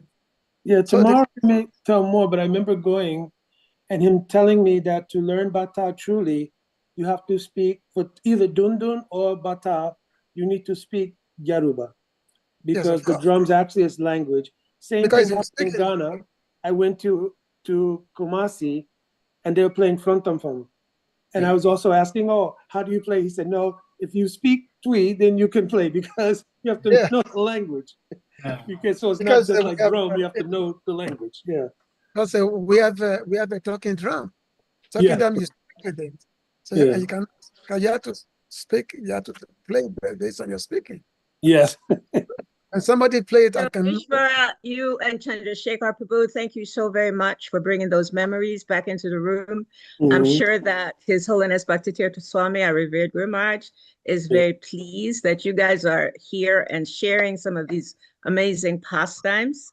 Mhm. I did want to share that when Mukunda, I say Kendra because I know Kendra for many years, so I go back and forth. So please, no disrespect at all. One is like a very familiar name for me, and so yeah. But in any case, when Mukunda Prabhu was in Ilopeju, I don't think I think Bhutabhavana had already left from there. And he was not. He was when I came, which was a few months. He was there. He was there. Yeah, he's in the So picture. when I came a few months later, it wasn't that long after. I don't remember that Bhutabhavana Prabhu was there together with all of us at that time. And maybe that's just my memory. Yeah, no, he was there. He was there. You Did he left. come after you? That's what I'm thinking, Roger. Did he come after Yeah. you? That That's you what it went- was.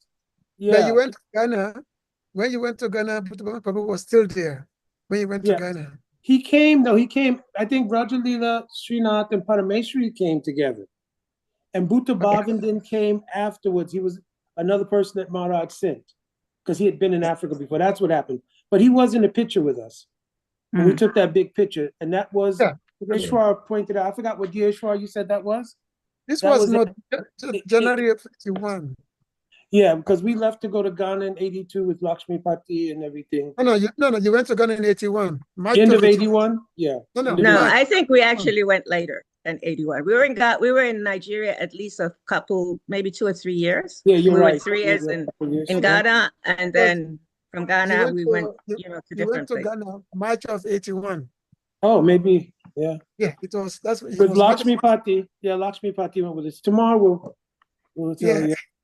Yeah, It was March of 81 you went to Ghana. yeah. But he Well, said he was the son, the Ghanaian devotees can confirm it. Lakshmi Pati told us he was the son of the former president. not the president, but his father was a very prominent Oh, he was prominent. in the government. Uh-huh. Uh-huh. I mean, Shivas, when I joined, he had already left the movement, but I met him in person a couple times. Yes. Yeah, he told us that his father was like a former president. And he went with us from Nigeria by car. We went by car through Benin and through Togo. And he was the one who went with us. Tomorrow we'll tell that story in Nigeria things. Mm-hmm. So, dear devotees, today is just the tip of the iceberg. From tomorrow, that is Tuesday, Wednesday, Thursday, is going to be wonderful.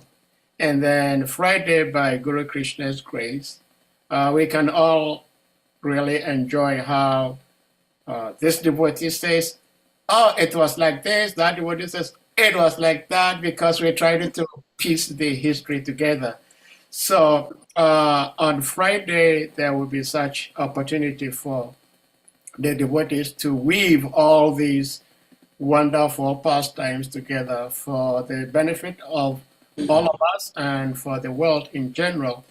But I would like to ask His Grace Isvara Prabhu and Chandrasekhar Prabhu, how was the reception from the local people when they first saw devotees?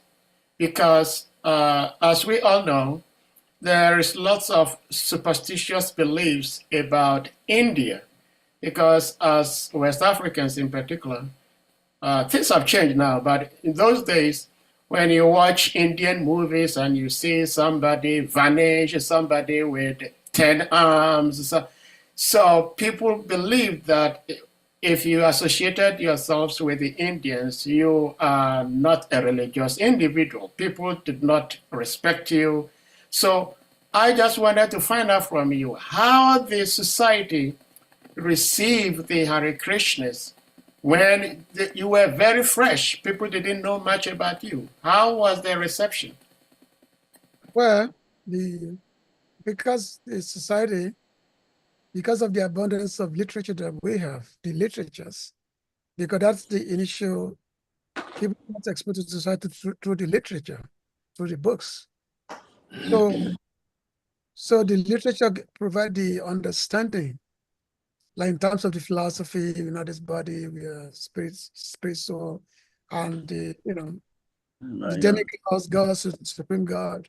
So it was not like a surprising thing. Actually, it was like, oh, this is what we've been doing all along.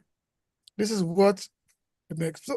So it's like Krishna consciousness basically became like a confirmation of whatever African understanding had always been. It wasn't that when this Christian religion came to Africa, or mostly they said that don't do this, that is idol worship. But when Krishna consciousness came with the philosophy, because it's not just about ritual, but with the philosophy, so everything is kind of blending, quite easily, And of course, because of initially when I first saw the book, especially the picture, I was initially taken aback because of what I've read in the Bible, that because there have been some prediction about that, oh, a day will come when you feel some demons, some people with some horse in their head will come, you know, the day will come. So when I first saw that picture, you know, and then I opened the BTG, I saw these people dancing, you know, I saw these people dancing with their shaved head. So I said, oh, this must be the Bible's prediction. You know, this is what the Bible have said. So that was my initial question when I first saw the devotee, when I said, what you guys are doing here? What is this? What is this? So, but again, it was never really like a big thing. I remember somebody, I think it was Sankirtan, when somebody was telling us that, oh, so you people, you are teaching about the scientific version of idol worship, you know, worshiping the idols. You know, it's like because we have everything explained in philosophy, that God has a form, God is like this, God is like that. They say, oh, this must be a scientific understanding of idol worship, you know, because both Christianity and the Islamic, they all rejected the idol worship. They all rejected it, you know.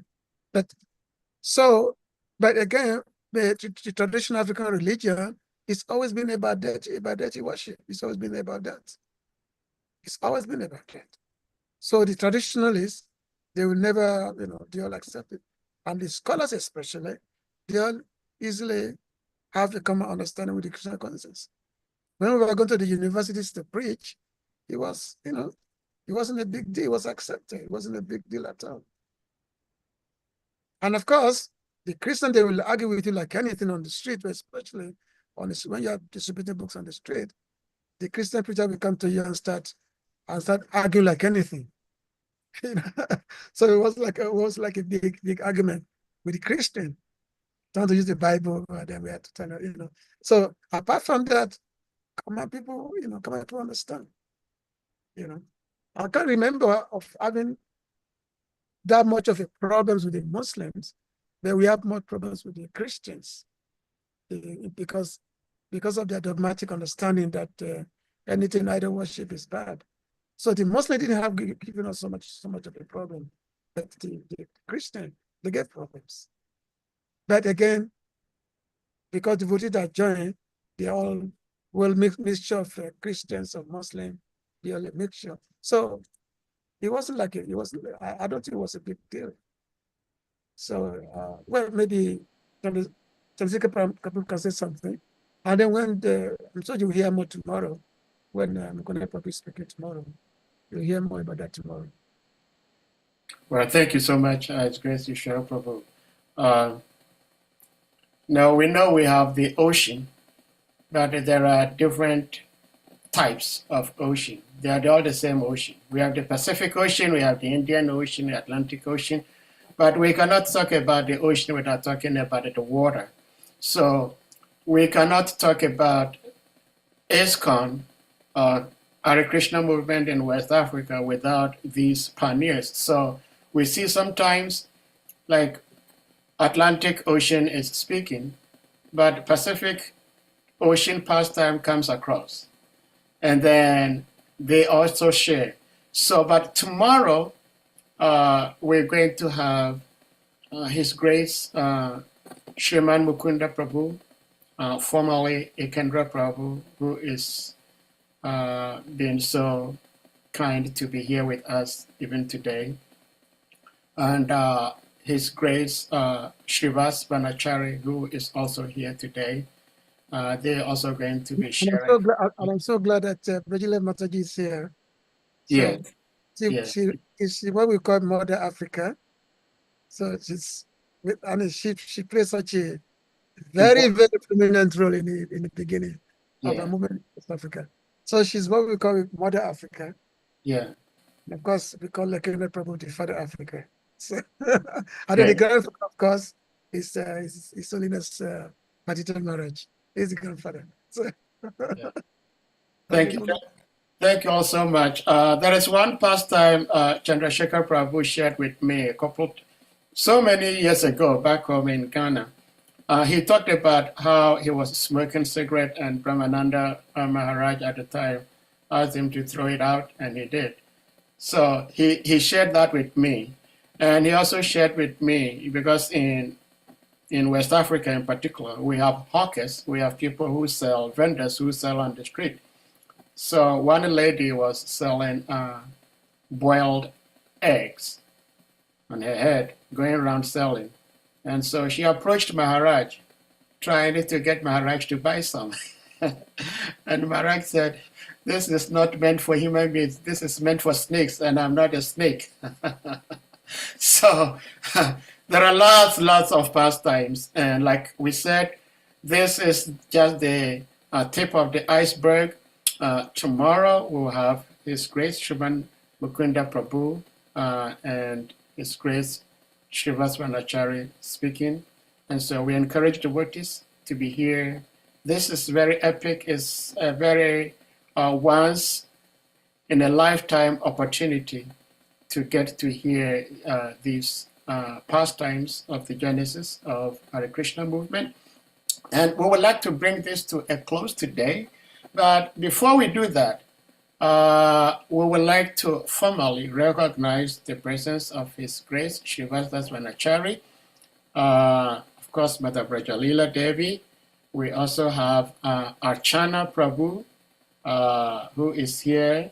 We have Gita Govinda Prabhu. Unbelievable. Gita, Gita Govinda Prabhu has been here all along. Yes. I didn't see him. Yeah, he's been. Harbo, can we get a shot of Gita Govinda Prabhu? Let's see his face. Hare. Well, Gita Govinda Prabhu, everybody wants to see your lotus face. Where is he? Yeah. Where is he? Well, I don't, okay. I think Hold on. he's trying to turn his Trying camera to on. fix up my stuff. Your camera. Uh, Okay. Yeah. Oh, I'm Hare looking a bit rough. Krishna. I Yes. just returned from a weekend. I've been at the festival for the whole weekend. I just returned today. Very rough. So I didn't want to show my appearance like this. It's okay. No, it's okay. You're not Yeah. your body. That's the theme, right? Yeah, Haribo. So nice to see all of you. Yeah, we're gonna have some Hare, fun with this. Hare. Yeah, I'm looking forward. Okay. Nice to see you. Yeah. Hare Krishna. actually, I know we had so many people that joined us in the beginning who didn't make it to initiation. People like Dr. Godwin, who was one of the very first one that actually joined. His name was Godwin. But his sister later took initiation. His sister was Chandravali. She later took initiation, Chandravali. And then Taufik never took initiation. And then we had many other initial devotees. I remember one time when there was like a big avalanche of devotees who left the movement. So I went to Brahmana Maharaj's room. I said, "Well, Maharaj, why all these people are leaving? Why are they leaving? Why come they all left? Why that's so?" I just curious. And then he told me, "Well, if you go into the ocean and then just take his hand," and he said, you drop a stone in the ocean. What do you get? What sound do you get? Bloop. He said, you get bloop. So that's how the sky blooped. He said, that's you get bloop. He said they blooped. Somehow, how his kind got this idea of bloop. That's what I said, that when you get when the rock get into the water, that's this sound blooped. So that's how they got this. That's how the sky told me. He said, well, they blooped. Yeah, Hare Krishna. We hope bloop finds itself in the English dictionary very soon, because lots of Hare Krishna words have now become acceptable English words all over the world. So we'll see. Another person I could have loved to be here was his name was he became Strutidas. He was Sydney. He was the radio announcer. He was also one of the very first person, and he also joined from the Bob Anamasa Trulery. And not joined, but he was coming. But his name was Strutidas, the radio announcer. He used to give us he used to make our presence a lot on the radio. It was a radio announcer in Lagos Broadcasting that time. Yeah. So because I'm an old man now, I thought maybe if I could see him, maybe I can. And the wife also, his wife. Yeah, his wife is Brenda. Brenda, yeah. She took in the session also. Yeah. Yeah, Brenda, Shruti, like that. They all live in Lagos. Maybe I can get into. Maybe I can tell. There is one devotee I do not know, but by the grace of His Grace, Salika Prabhu, this devotee will also be speaking. I understand he is Srila Prabhupada's disciple, and he was also one of the early pioneers. Okay, So, Makantaskar. yeah, Makantaskara, yes. So, Yeah, he came later. He came later in 82. okay. He came later in 82. Yeah. So by Guru Krishna's grace, we have him. He'll also be here to speak. So we encourage devotees to share this lila with as many devotees as possible, so they can all partake in it. And without taking too much of your time, we've been here for 2 hours 10 minutes. Saha, may I ask you, is Maha Mantra coming on? Yes. It's coming on Wednesday. Yes. Wednesday. Okay. Yes. It's coming on Wednesday, yeah. I spoke with him yesterday, so he's coming on Wednesday. Yeah. We would also like to mention the names of these devotees, the way people knew them.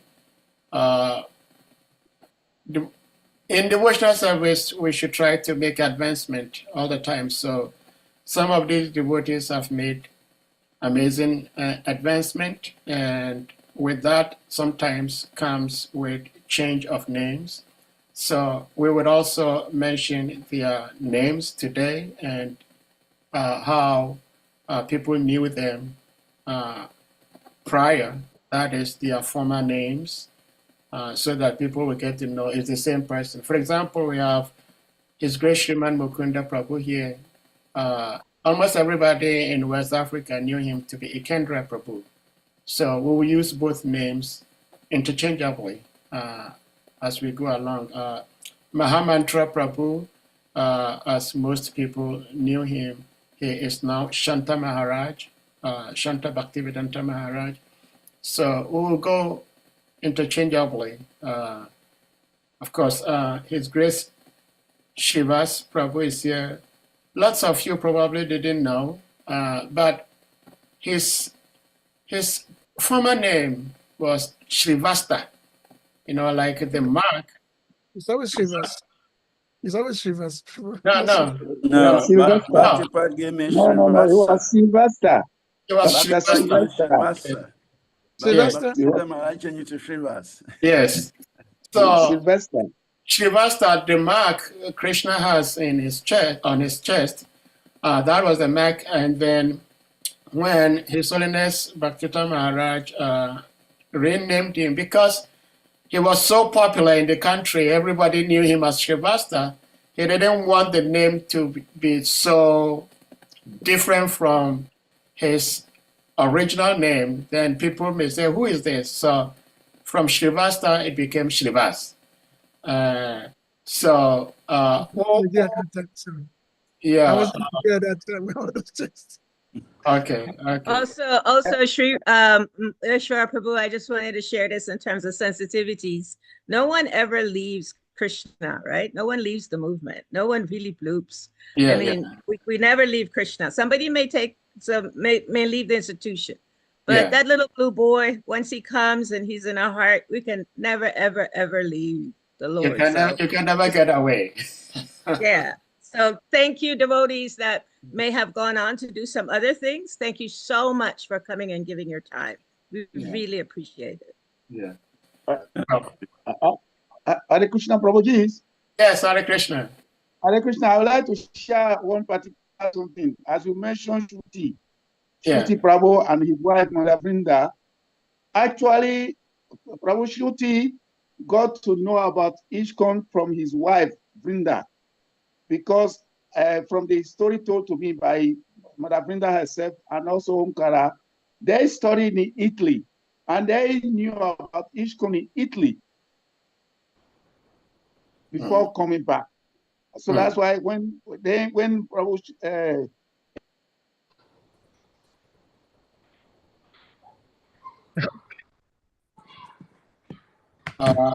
bandwidth is weak. So Yeah, let's, you have a low bandwidth. yeah. Well, we stopped your video. You may go ahead and speak. Yeah, I said, as he saw us in Harinam at Tinubu Square, that is Omkara Prabhu. As he saw us on Harinam, he said, oh, I knew about this from Italy. Then he promised to come, and then he came, and then he renounced and became the first devotee to renounce in Nigeria. First to renounce. That was at Idupeju, number 2B Koka Road, which was former St. Daniel Hospital. Hare Krishna. Hare Krishna. Thank you so much, Prabhuji, Matajis.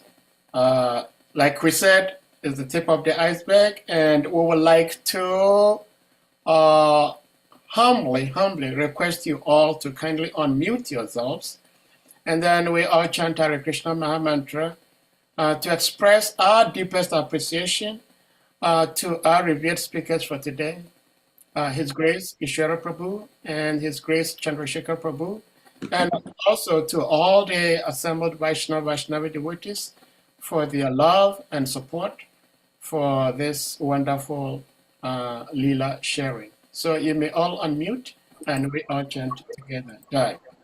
Hare Krishna, Hare Hare Krishna, Krishna, Krishna, Hare Hare, Hare Rama, Hare Rama, Hare Rama, Hare Hare. Mancha Kalpata, Chandriya Vishal Bhaktina Prabhupada Vaishnavi Hare. Jai. Vaishnava devotees ki jai. Hare